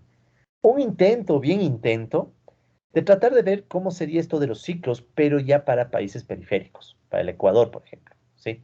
Y claro, aquí hicimos algo más econométrico, o sea, usamos series temporales, ¿sí? Entonces, en este artículo, que bueno, igual como siempre les recomiendo si pueden leerlo, no sería chévere. En este artículo nosotros planteamos un poco, bueno, cómo entender los ciclos, pero para países periféricos, ¿no? ¿Sí? Entonces aquí pueden ver que está un poco, se habla de conceptos de competencia, bueno, básicamente la periferia, ¿no? Entonces aquí hay si ven, ¿no? Ahí se habla un poco del comportamiento cíclico, ¿sí? O sea, la idea es esa misma, hablar de los ciclos, pero en la periferia capitalista, ¿no? Y usando datos. Entonces, bueno, no les quiero... Aquí hay unos temas que estos ya, digamos, se van más allá de los temas del curso, o sea, estos ya no hace falta que los revisen, pero de todas maneras, sería interesante, ¿no? Porque ahí ustedes pueden ver que se habla un poco de los ciclos, ahí pueden ver que, bueno, aprovecho como es mi artículo, me cito también el artículo del 2018 que les presenté. Y bueno, en general, ¿cuál es el punto? El punto es que, bueno, dejando de lado un poco la teoría, aquí está la teoría más adaptada, ¿no? No hay matemática en esto, o sea, no hay modelo teórico. Había un modelo teórico, pero nos rechazaron el modelo teórico y bueno, tal vez es verdad, hacía falta mejorarlo. Entonces, bueno, es más un marco teórico y después del marco teórico hay un modelo econométrico. Este es un modelo de series temporales. Para quienes sean colegas que están estudiando modelos econométricos igualmente conmigo o con cualquier otro profesor, ahí van a ver que está un modelo justo de series temporales. Este no es un modelo de autorregresivo, sí, es un modelo AR, pero es un AR vectorial y con datos de panel. Ya en su momento verán eso, no se estresen. Y el caso al final es que uno puede encontrar, bueno, y aquí hay unos datos cíclicos que son los que vamos a ver, ¿no? Hay unos datos cíclicos y después con los modelitos, bueno, también hay algunos datos de cuáles son los sectores que más explotan a la gente, ¿no? El sector bananero, sobre todo, que el sector bananero y los sectores primarios en el Ecuador son súper explotadores, sobre todo los sectores que están conectados al comercio internacional. El banano es el ejemplo perfecto de cómo a través de la sobreexplotación laboral, el Ecuador se conecta con el resto del mundo. Ahí incluso hay discusiones de la teoría de la dependencia, o sea, de varias corrientes, ¿no? Entonces, ahí pueden leer el artículo. El caso es que al final, quiero mostrar los resultados del modelo. Bueno, aquí está el modelo econométrico, y al final del modelo econométrico, aquí lo que sacamos era esto, ¿no? Entonces empezamos a encontrar que sí, parece, que si uno hace un modelo en donde mete producción, este es un modelo de datos, ¿no? Es un econométrico, no es modelo teórico. Entonces, si ustedes meten un datos de producción, subempleo, explotación laboral, balance comercial, como que empieza a volverse cíclico, como que uno empieza a encontrar los ciclos, ¿sí? O sea, no fue a propósito, o sea, empezaron a salir ciclos. De hecho, no les voy a mentir, primero salieron los ciclos y después dijimos, bueno, ¿qué teoría nos puede ayudar a explicar los ciclos? Pues claro, tuvimos que hacer ajustes teóricos. No en todos salen ciclos, ¿no? A ratos no salen ciclos, ¿no? Pero en muchas variables sí empezaron a salir ciclos. Y eso nos llamó la atención y bueno, al final encontramos un marco teórico para justificar los ciclos. Un marco teórico medio cercano al marxismo mismo. Entonces, aquí pueden ver que hay varios ciclos, ¿no? Para estas variables. ¿Sí? Entonces, bueno, y al final hay otros análisis. Entonces, no me interesa mucho que lean a detalle, pero lo que digo es que los ciclos y lo que vamos a ver ahorita está un poco justificado en trabajos como este, ¿no? Entonces, en este artículo, si tienen la oportunidad de leerlo, sería chévere. Entonces, ahí hablamos un poco de cómo podría justificarse que surjan ciclos y cómo los ciclos pueden afectar ya no solo al desempleo, sino también al subempleo. Pero por ahora está solo en palabras. Digamos que todavía hay que hacer el modelo matemático, ¿sí? Para justificar, pero los datos como que econométricamente algo sugieren, ¿ya? Entonces, verán, ¿dónde se puede encontrar ciclos o dónde parece que hay ciclos? En general, podríamos pensar en el propio ritmo de crecimiento de la economía ecuatoriana, ¿sí? Por ejemplo, la variación del PIB. También se podría pensar que hay ciclos en la tasa de subempleo, puede ser. Esta es bien jodida porque los datos de empleo en el Ecuador son muy conflictivos, ¿ya? Son muy conflictivos, pero bueno, no es como Estados Unidos que tienen una serie de empleo histórica que conflictiva y todo, pero no, pues, se puede hacer comparaciones. En el Ecuador es imposible. Hay datos de empleo, pero siempre complicados. Pero bueno, ¿qué más? El peso de las remuneraciones en o sea, la participación de los asalariados en el PIB. ¿Se acuerdan que esta variable es bien parecida a la que hemos visto en teoría? En teoría, ¿qué es lo que nosotros veíamos? La participación de los trabajadores. Participación de los trabajadores en el producto, la U del modelo de Goodwin. Entonces, claro, no hay la U en términos prácticos, ¿no? Pero ¿qué es lo más cercano? Lo más cercano que hay a la U del modelo de Goodwin es ver cuánto del PIB va para salarios. Entonces, en el Ecuador hay algo de información de cuánto del PIB va a salarios. Es discutible, porque en el Ecuador, tomen en cuenta que los salarios no solo van para trabajadores en la producción, también hay salarios del sector público. Eso nos distorsiona bastante el tema. Además, hay que tomar en cuenta también que en estos casos no solo hay ganancias de los capitalistas, también hay sectores que son cuenta propia. O sea, gente con un negocio propio, que no tienen ni un salario, ni tampoco reciben ganancias, sino que ellos venden o obtienen lo que les da, o sea, tienen ganancias del negocio, pero no es que tienen empleados ni nada. O si tienen empleados son tan poquitos que es muy difícil de distinguir cuánto es salario y cuánto es ganancia. Sí, eso en cuentas nacionales se le conoce como el ingreso mixto. Pero bueno, es lo más cercano que hay, ¿no? Entonces aquí también parece que hay algo de ciclos, pero falta full información. Especialmente cuando el Ecuador pasó de sucres a dólares, perdimos bastante información para ver ese tema. ¿Qué más? También el peso de la llamada inversión. La formación bruta de capital fijo es parte de lo que se conoce como inversión, ¿sí? Parte, no todo. parte de la inversión planificada, incluso podríamos llamar. Pero bueno, entonces parte de la inversión en el PIB, el peso que tiene la inversión, también parece tener estos comportamientos cíclicos y también puede que haya algo entre importación y exportación. Puede, ¿ya? Ahora, hay que estar bien cautos de que los ciclos son posiblemente no perfectos o tal vez no sean ciclos. Eso también hay que ser cautos. Puede que no sean ciclos. Hay que ser bien cautelosos, verán, colegas. Cuando uno estudia mucho un marco teórico, a veces este marco teórico te puede sesgar y te hace creer que en todo lado se cumple lo que tú crees. Entonces, como yo ya vengo estudiando estos temas por años, a veces puede que yo más bien tengo la tendencia a ver ciclos donde no hay. Entonces, eso también yo soy bien claro. O sea, esto puede ser ciclo o no, habría que estudiarlo mejor, ¿sí? Pero obviamente que al menos hay que dar una pista, ¿no? O sea, y como yo no lo puedo hacer todo, pese a que intento, entonces esta pista también es para que trabajos futuros se motiven. Quién sabe, alguno de ustedes se pone a estudiar estos temas y trata de encontrar a ver si en efecto hay unos ciclos en el capitalismo ecuatoriano, ¿no? Entonces vean, por ejemplo, algunos datos, ¿no? Verán, referencial. Todo esto es referencial. No es que realmente digo, ya aquí está el ciclo. Es más o menos. O sea, es como decirles, vean, por aquí hay algo, hay que seguir estudiando.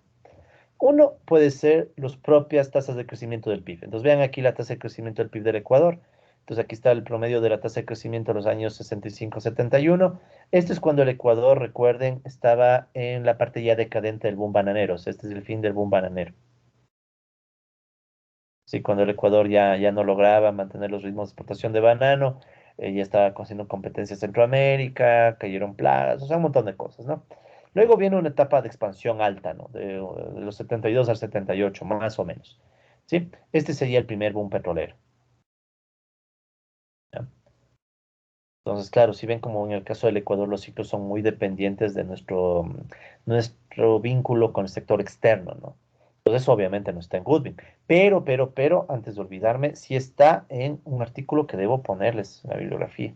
Ya les voy a poner. Recuerden que la bibliografía no es obligatoria de lectura, ¿no? Pero este artículo, este de aquí, sí tiene sector externo. Este de aquí, este que usé, este es un artículo que mezcla Goodwin con sector externo, que es del 2018. No está tan viejito todavía. Entonces, ahí pueden ver que ni bien empieza a hablar de Goodwin, ¿no? Entonces, Goodwin y balanza de pagos. Hay un montón de Goodwins. De hecho, cuando hablemos de crisis financiera, y otra vez hemos de topar Goodwin, aunque sea al final. Pero bueno, seguimos. Entonces, primer boom petrolero, después de esto viene la crisis de los años 70-85. Sí, esta sería la larga noche, la llamada larga noche neoliberal, la crisis neoliberal. Ahí nos tocó pagar la deuda externa y un montón de problemas. No sé, cayeron los precios del petróleo, vino la sucretización y todo. Luego, del 86 al 92, es una breve, yo le llamaría breve euforia financiera. En esa época, bien cortita, el Ecuador como que se estaba reanimando con especulación financiera un poco la criollo, ¿sí? Con bancos que empezaban a dar tasas de interés que ya parecían a ratos de churquero. Cosas, no de churquero, ¿cómo se diría? No, sí, de churquero. O sea, básicamente una versión de esa época, de los 90 del Don Nazareno, algunos tal vez recordarán. Sí, aquí un caso bien peculiar de estas inversiones que el tipo ofrecía hasta 90% en una semana, ¿no? De rendimientos. Una barbaridad. Entonces, los bancos no es que llegaron a ese nivel, pero algo parecido no pasó en los 80, en los 90, ¿no? Hasta el 92 por ahí, más o menos. 94 también. Sí, aquí yo traté de tomar ventanas de tiempo de igual periodo para hacer comparación, pero tómenlo solo como referencial, ¿no? Pues luego de la euforia financiera, ¿qué vino? Viene la crisis financiera. O sea, viene la caída y después ya el colapso financiero, la crisis financiera del 99, que esa es ultra conocida y ni para qué darle mucha vuelta. La dolarización y todo eso. Luego viene una etapa que es bien peculiar porque es como dos etapas. Las dos etapas tal vez son parte de lo mismo. El segundo boom petrolero. Pero de este segundo boom petrolero, la primera parte, como que podríamos decir que fue un boom petrolero más explotación laboral, más full explotación laboral. De hecho, los datos de subempleo se hicieron pedazos. En el 2006 estábamos con los peores datos de subempleo. Hecho pedazos. O sea, el empleo, el mercado laboral súper mal, con la metodología de entonces, porque para colmo de males, en el Ecuador siempre cambia la metodología del empleo. O sea, no podemos comparar el empleo de estos años con el empleo que sigue. Yo no sé ni para qué hicieron eso realmente. O sea, pero bueno, ya. refundaron el país y había que cambiar hasta las metodologías de empleo. Bueno, ya está, no importa. Es que hubiera sido interesante tener datos continuos, históricos. Claro que bien dice, si estaba mal había que corregir. Bueno, sí, pero bueno, ya está, ya está.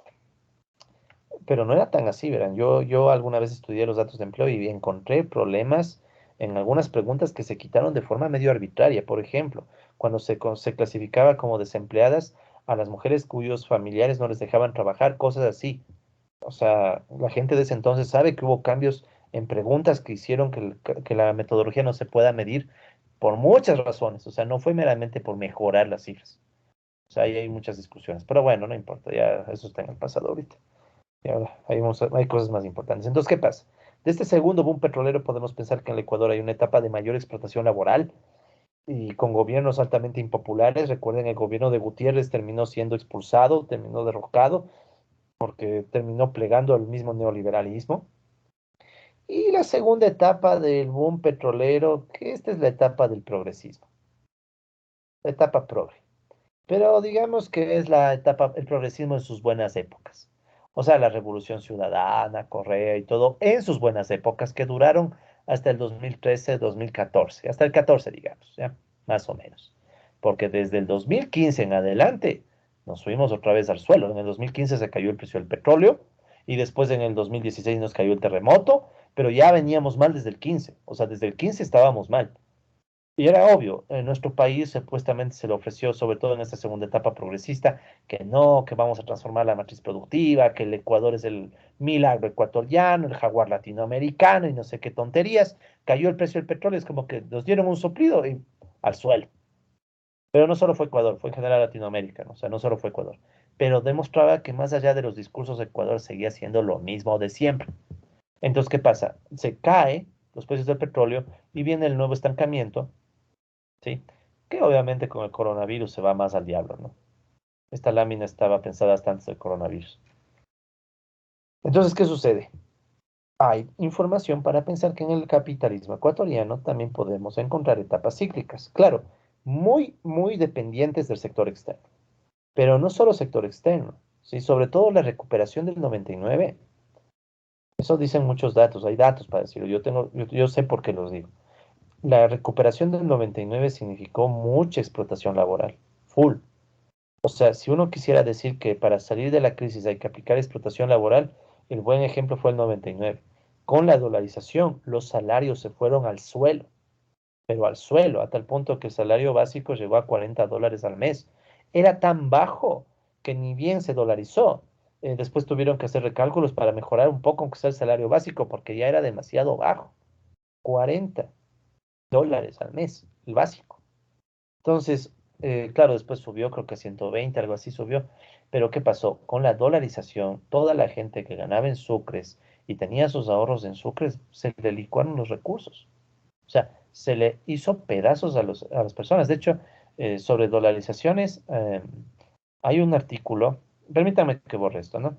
Sobre dolarización y en el caso ecuatoriano, estos temas de explotación laboral y demás, y el avance de los salarios y todo en esa época, sobre ese tema hay un articulito de unos tales, permítanme, ya saben, ¿no? A ver, esto lo escribieron, esto se llama dolarización 20 años después, o 20 años no son nada, 20 años no son nada, creo que era. Ecuador 20 años, este es un artículo escrito por un tal Alberto Acosta y un tal Joan Guijarro. Entonces, en este artículo ahí un poco reflexionamos sobre, después de 20 años, ¿no? Lo que significó la dolarización en el Ecuador. Esto ya es extra, ¿no? Esto no va mucho a nuestra materia, pero bueno, ya que se topó el tema, quería dejarles mencionando, por si les interesa, ¿no? Es el que uno quiera. Sí, porque a veces estudiamos demasiada teoría, ¿no? Entonces vayan a decir, chuta, solo teoría. Entonces, este articulito habla un poco de la dolarización y muchos líos que ha generado la dolarización, ¿no? Después de 2 décadas. Déjenme ver si aquí tengo datos del salario, por ejemplo. Sí, aquí yo traté de recoger varios datos. Ah, bueno, 56,7. Así. Entonces, bueno, con la dolarización hubo impactos, por ejemplo, en el 2000 el salario básico llegó, estado equivocado, disculpen, un poquito más alto, ha sido 56,7, pero igual, o sea, fue tan bajo el monto que en el 2001, el año después, tuvieron que subir a 121 porque ya era el colmo. Si no, no, capaz que no hubiera aguantado ni el gobierno de Gustavo Noboa. Recuerden que le mandan sacando a Maguad, ¿no? Entonces, capaz que no hubiera aguantado ni el de Novoa. Vean este otro dato, ¿sí? Otro efecto distributivo infame, bien puesto eso de infame. A enero de 2000, unos 145.000 pensionistas recibieron del IES pensiones de $12 al mes, $13. Y hasta en algunos casos llegaron a ser de $4 al mes. O sea, imaginen eso, o sea, eh, fue tan brutal la crisis, pero a lo mismo, asimismo fue brutal la forma como se intentó salir de la crisis, explotando a los trabajadores. Es obvio, si ganabas en sucres un salario y lo pasas, este salario en sucres, y lo pasas a salario en dólares, con un tipo de cambio abusivo, porque para colmo de males, el tipo de cambio se decidió sin ver los posibles efectos distributivos, o tal vez sí sabían que estaban haciendo, eso también puede ser. Entonces, ¿qué pasó? Claro, quienes ganaban salario en sucres pasaron a ganar salarios en dólares de miseria. Pero aparte, tomen en cuenta que muchos trabajadores de su salario tienen un ahorro. ¿Y dónde tenían el ahorro? Muchos trabajadores en el banco. Entonces, cuando se dio el feriado bancario y los trabajadores no podían sacar el ahorro, ¿qué hicieron? Que parte del mismo salario, pero en forma de ahorro, también se vaya al diablo. Porque gracias al feriado bancario y después gracias a la dolarización, muchos ahorros en sucres se fueron al suelo. Y a eso toman en cuenta que también se cayeron las pensiones. ¿Y qué son las pensiones? Son deducciones del mismo salario. Del salario se saca supuestamente para que tengas pensiones a futuro. El IES te descuenta. Y esas pensiones también se fueron al suelo. O sea, fue una explotación literal a los asalariados y en general no solo asalariados, sino a sectores populares, ¿no? Entonces, de la crisis salimos también sudando sangre. Los, eh, los migrantes, toda la gente que se fue en esa época. Ahora, claro, verán, esto es tenaz. Esta crisis fue brutal, la del 99. Y esta crisis se queda chiquita al lado del coronavirus. Es así de brutal estamos hoy. O sea, por eso digo, hay para pensar que tal vez sí hay ciclos largos. Y tal vez estamos condenados a estar entrapados en estos ciclos largos, quién sabe hasta cuándo. ¿Qué otras variables muestran posibles ciclos? Esta es la tasa de subempleo o de empleo no adecuado, estimada para el Ecuador. ¿Sí? Bien tenaz. O sea, nos muestra también la posibilidad de que en el Ecuador la tasa de subempleo, ¿qué es la tasa de subempleo? Esto es el porcentaje de persona con empleo no adecuado respecto a la P. Porcentaje de empleo no adecuado. Digamos, ahorita estamos más o menos en un 32, 33. Ya pongamos de 35, por si seamos generosos, aunque es menos. ¿Qué significa? De cada 100 trabajadores, 35 tienen empleo o subempleo. Perdón, tienen empleo no adecuado o subempleo. Empleo no adecuado es la categoría que se usa hoy. Entonces, en esencia, este es el grupo de trabajadores que están mal, pero no están en el desempleo, ¿no? No puse desempleo porque desempleo sí es bien, bien difícil de estimar.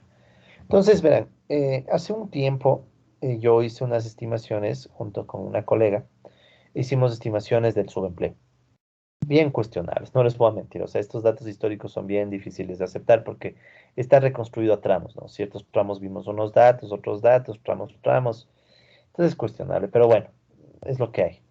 Ya desde la franja o desde los datos en naranja son una sola serie. Esta es la serie que tenía o tiene el Ecuador de empleo, que por cierto solo es confiable hasta el 2019. Ya desde el 2020 no es comparable. Ay, Dios mío, este país. Pero bueno, el caso es que parece ser que también hay un comportamiento cíclico en donde vean, hasta el 2014, ya con los datos oficiales, ¿no? Estos de aquí son datos oficiales, estos sí no son reconstruidos. Estos son reconstruidos, los azules son reconstruidos. Los azules son reconstruidos. Así buscando, viendo información del Banco Central, buscando datos de históricos, o sea, es reconstruida esta serie. Por eso es que es tal vez sí, tal vez no, o sea, pero de todas maneras te cuenta cierta historia, ¿no? El empleo pésimo en los 60, la recuperación con el boom petrolero, la caída de los 80, entonces algo te dicen, ¿no? Pero estos de aquí, estos que estoy resaltando en amarillo, esos sí son datos reales, o mejor, más que reales, son datos oficiales. Sí, entonces los datos oficiales muestran lo mismo, o sea, el Ecuador tenía unas condiciones de empleo adecuado, más o menos, no estaba tan mal el empleo no adecuado hasta el 2014 y después desde 2015, boom, se jode todo y el mercado laboral se va al diablo. Yo soy de la idea, verán, que en países como los nuestros, cuando la situación está tan mala, hasta las estadísticas empiezan a fallar. Así directo. Cuando la situación económica se pone mala, hasta nuestras estadísticas fallan. Y les voy a poner un ejemplo. Esto de aquí es la variable o una aproximación de la variable de participación de los trabajadores en el producto, ¿no? Esto de aquí se acerca a la U del modelo de Wood. O sea, salarios sobre PIB. Salarios sobre PIB. O sea, todo lo que se gasta en salarios respecto al PIB. Históricamente en el Ecuador ha estado fluctuando entre un 20 y 30%, más o menos. En el Ecuador había información histórica del Banco Central del Ecuador de esta variable, de cuánto del PIB se iba a salarios, o bueno, remuneración a los asalariados. Salarios. Recuerden que aquí también está salarios del sector público y es más complicado que la U de Goodwin, ¿no? Pero podemos tomarle como aproximación. Entonces, ¿qué es lo que uno puede ver? Como que había cierta expansión, sobre todo en los años 80, 70, 80, con el boom petrolero y, bueno, lo que ganó Roldós y hizo incrementos importantes de salario, pero con la crisis neoliberal, esto se fue al suelo y esto es innegable, esto nadie puede negar.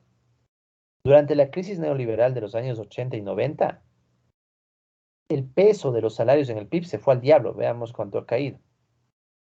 Cayó de ser un más o menos 30% del PIB hasta llegar a menos del 15% del PIB. O sea, imagínate, de cada $100 del PIB ecuatoriano, 30 se iban a salarios. Pero con la crisis neoliberal, los ajustes de los años 80 y 90, al final de cada $100 del PIB ecuatoriano, solo 15 iban a salarios.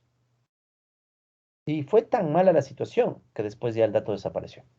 Y porque esto desaparece en 95, 96, ya en el 99 y todo ya no había dato.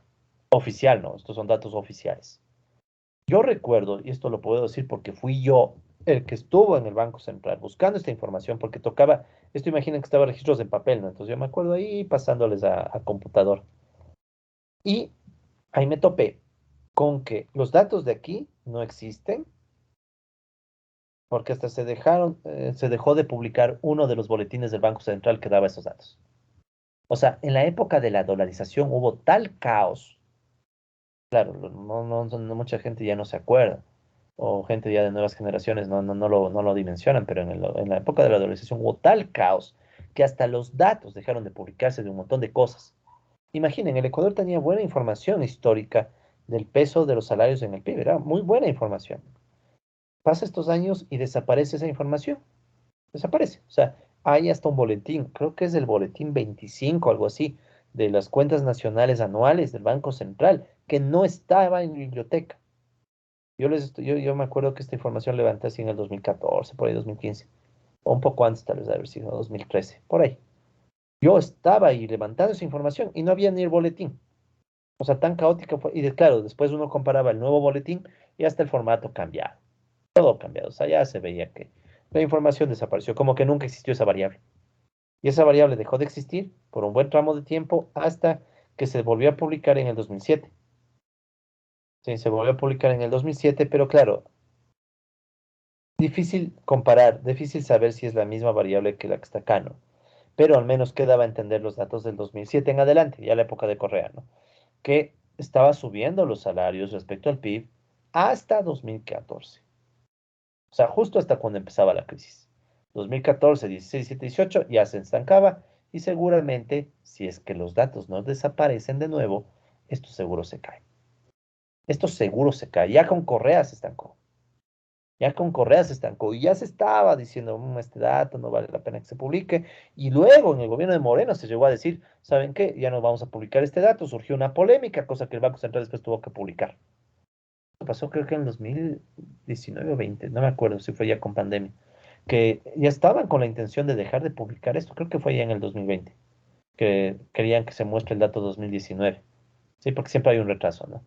Entonces el Banco Central andaba diciendo que no, que ya no se puede comparar, que no sé qué, y luego publicaron, ya por la presión, porque se generó presión social, ¿no? Entonces, ¿qué pasa? Que hasta los datos pueden dejar de funcionar cuando hay crisis. Esto en Estados Unidos no sabe pasar, ¿no? O bueno, no tan groseramente, ¿no? En el Ecuador sí es grosero, aquí sí. Pero, ¿qué es lo que podemos imaginarnos? Que con el coronavirus, ¿qué es lo que ha de haber pasado con los salarios? Obviamente que nos fuimos al suelo, ¿sí? Pero repito, es una crisis que ya venía desde el 15, o sea, desde 2015 ya estábamos estancados, porque la tendencia era crecer. Pero desde 2015 nos estancamos y luego nos vamos al diablo, segurito, si es que el dato no desaparece, repito, ¿no? Porque puede salir cualquier argumento y desaparecer el dato, como aquí. No, es que había que pasar azúcares a dólares, que no sé qué. Claro, seguramente esto se fue al suelo. Con la dolarización, claro que se ha ido al suelo. Con salario básico que no llegaba ni a los $60 al mes, obvio que se ha ido al suelo, pero ya dejaron de publicar. Pero bueno, colegas, estos ya son temas locales, ¿no? O sea, son discusiones locales que igual, como pueden ver, hasta los datos tal vez dependen del ciclo, ¿no? Pero ahí está la parte de Goodwin del ciclo o marxista del ciclo, que para salir de la crisis se explotó full a la gente y se atacaron mucho a los salarios. ¿Qué otros ciclos tenemos? Este es otro dato interesante que es la inversión, la formación bruta de capital fijo. Es parte de la inversión en el Ecuador. Esto sí es toda la serie histórica. Ya, esta sí es toda la serie histórica porque ahí sí hay datos. Típico en el Ecuador. O sea, para cosas, algunas cosas sí hay datos, pero para otras no. Entonces, en el caso de la inversión, viéndole con ojos amables, uno puede decir que hay una etapa de expansión, años 70 sobre todo, la época de caída, que es la época de los 80, 90, luego una recuperación hasta igual, 2013, 14, si ven, y luego empieza el estancamiento, y seguramente otra vez la caída. Entonces ahí también podremos pensar o hacer la hipótesis de que, bueno, parece que también hay ciclos largos. ¿Bien? Ciclos largos que, como ven, también tienen su vínculo con la historia, ¿no? Eso también hay que tomar muy en cuenta. O sea, también estos ciclos no es que son solo del modelo teórico de Goodwin. Tal vez el modelo de Goodwin te ayude a explicar parte del ciclo. Eso es lo que yo creo, ¿verdad? Yo creo que si usáramos Goodwin y le mezcláramos con econometría, tal vez podríamos explicar una parte del ciclo. Bueno, no se vería así, ¿no? ¿Cómo les diría? Una fracción del ciclo. Digamos, ¿no? Algo así. Pero tal vez otra fracción del ciclo toque explicarla con más variables. Segurito, segurito. Precio del petróleo, informal, mercado laboral y variables que tal vez no existen para el Ecuador. O sea, es probable que nunca lleguemos a saber realmente todos los causantes de nuestros grandes ciclos. Si es que se puede llamar a estos ciclos, ¿no? Aunque, bueno, la figura hace pensar que algo hay, ¿no? Al menos algo hay.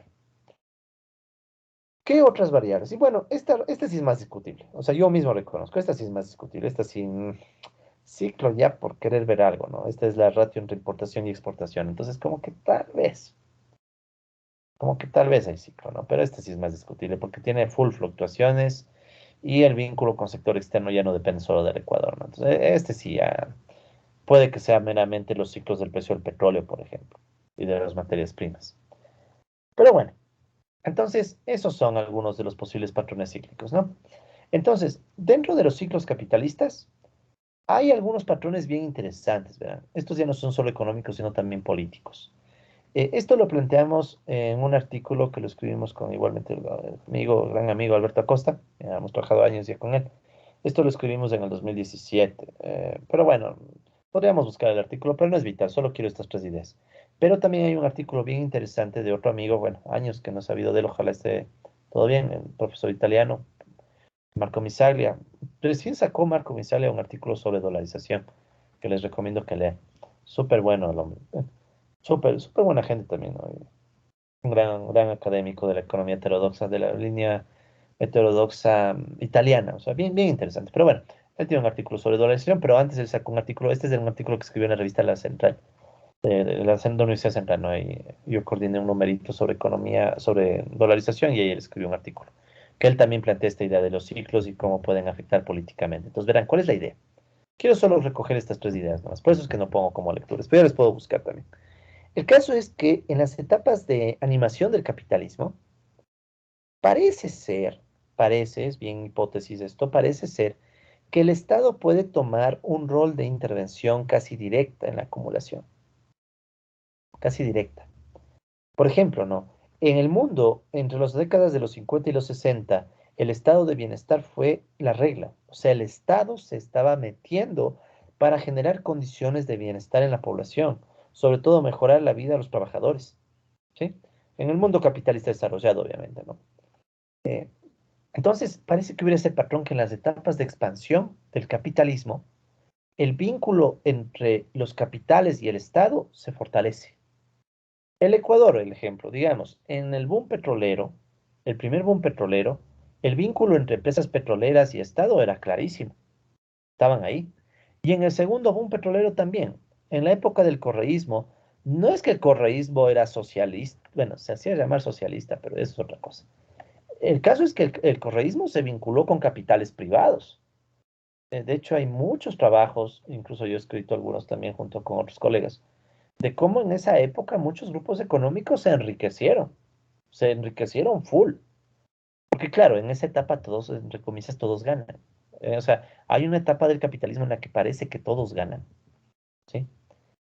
Pero no es duradera. O sea, o puede ser duradera, pero no es para siempre. Sí, o sea, yo me acuerdo claramente que en algún discurso Correa decía, en el Ecuador ya no hay el conflicto entre el capital y el trabajo. Como diciendo que bestia, el Ecuador van a crecer todos para siempre y felices. Y al año siguiente se nos jodió todo, o sea, fue así tan, fue bien paradójico, o sea, fue en el 14 decían eso y en el 15 ya todo se jodió. Entonces, en cambio, en las etapas de crisis cíclica parece que como que el neoliberalismo toma fuerza. O sea, son las visiones contrapuestas típicas, ¿no? El Estado, aquí están supuestamente los keynesianos, ajá, versus los neoliberales, o sea, la típica discusión, ¿no? Los unos que dicen no, hay que dejar que el Estado intervenga en la economía, en cambio los otros que dicen que no, hay que dejar que la economía sea libre. Parece que estos ganan más fuerza sobre todo en las crisis, porque en las crisis el capitalismo necesita liberar las trabas que le impiden ampliar la explotación al ser humano y bueno, también a la naturaleza con el extractivismo. O sea, eso es bien interesante, es un patrón político tal vez. O sea, tal vez en las etapas buenas del capitalismo, las de expansión, somos medio hasta progresistas, que dejamos que el Estado intervenga en la economía y no sé qué. Pero en cambio, en las etapas de crisis, puede ser que el neoliberalismo tenga más fuerza porque el capitalismo necesita explotar. Y como necesita explotar, hay que dejarle que explote libremente. Entonces necesita libertad para explotar.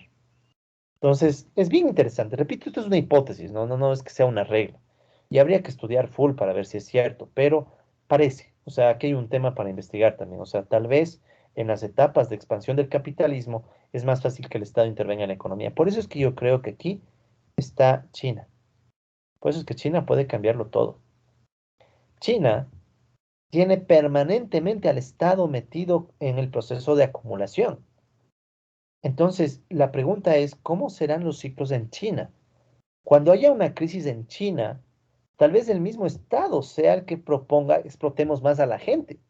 Puede ser, o sea, puede ser que China diga, estamos en una época de crisis, ¿saben qué? Vamos a explotar a, o sea, lo que hacen mismo los chinos, ¿no? Es que tampoco sea novedad. Entonces, pero digamos que China puede romper este patrón. Porque este es un patrón, como les diré, pensado desde Ecuador, un poco desde el mundo occidental, pero China puede romper este patrón, porque China, el Estado siempre está ahí, metido, junto con los capitales privados, ¿no? Entonces, China tenga otro patrón en sus ciclos. Pero obviamente también para eso hay que hacer una investigación más a fondo, habría que ver datos y no soy especialista en China, ¿no? O sea, soy alguien que está cada vez más traumado en China, pero no necesariamente todavía me puedo considerar con la suficiente autoridad para decirles que bestia China ya es así. Pero puede ser, o sea, creo que hay algunos patrones por estudiar, ¿no? Así que con eso damos por cerrado esta discusión de los ciclos, ¿sí? Y ha sido una discusión larga, ¿no? Hemos visto dos modelos, no se olviden, ¿no? Hemos visto dos modelos, dos modelitos vimos. Hemos visto el modelo de Goodwin, así bien de pasada nada más, ¿no? Porque tenemos muchos modelos todavía por ver. Pero hemos visto dos modelos de ciclos, el modelo de Goodwin y también hemos visto el modelo de la Ley General de la Acumulación Capitalista, ¿no? Del tal Cajas-Guijarro. Eh, y también hemos visto algunos datos, ¿no? Entonces hemos visto datos para el mundo y también hemos visto datos para el Ecuador. Y a la final la pregunta es, bueno, ¿hay o no hay ciclos en el capitalismo? Y mi respuesta es, aún no sabemos, pero hay pistas para creer que sí. Hay varios modelos, estos son dos, pero hay varios modelos teóricos, hay datos, ahí vienen los ciclos de Kondratiev y demás, o sea, hay patrones, entonces lo que quedaría es seguir investigando, ¿no? Entonces yo les invito, colegas, a que le echen interés a este tema. Puede ser llamativo esto de los ciclos. Y tal vez con algunos de los datos que les he presentado se pueda encontrar mejores cosas. Pero claro, eso ya requiere incluso un conocimiento más econométrico, saber series temporales bien. O sea, requiere estudiar más, ¿no? Pero yo sé, colegas, que entre ustedes, quienes vean este video hoy o de aquí a no sé cuántos años, va a haber gente que va a investigar esto. Yo tengo fe que sí. O sea, va a haber gente que un día dirá, ¿será que hay crisis cíclicas en el capitalismo? Y sobre todo la gran pregunta es, ¿cómo salimos de esas crisis? Porque claro, pues no es que queremos saber de la crisis porque sí. A mí me importa saber de las crisis para saber cómo salir de la crisis. Pero a veces parece que en vez de salir nos complicamos más. Y si a esto le pusiéramos el medio ambiente, cosa que hemos de discutir tal vez más adelante, Dios, o sea, la cosa es fuerte, ¿no? O sea, el capitalismo está creando muchos problemas. La pregunta es, ¿la solución estará en el capitalismo o no? Yo cada vez creo menos que el capitalismo tenga la solución. Yo creo que la solución está por otro lado. Pero bueno, colegas, con eso damos por cerrado este grupo de temas de la crisis sobre crisis cíclicas y dejamos listos los siguientes videos para hablar de otros tipos de crisis económica, ¿no? Todavía tenemos algunas crisis por estudiar. Entonces, con eso damos por cerrado el video del día de hoy.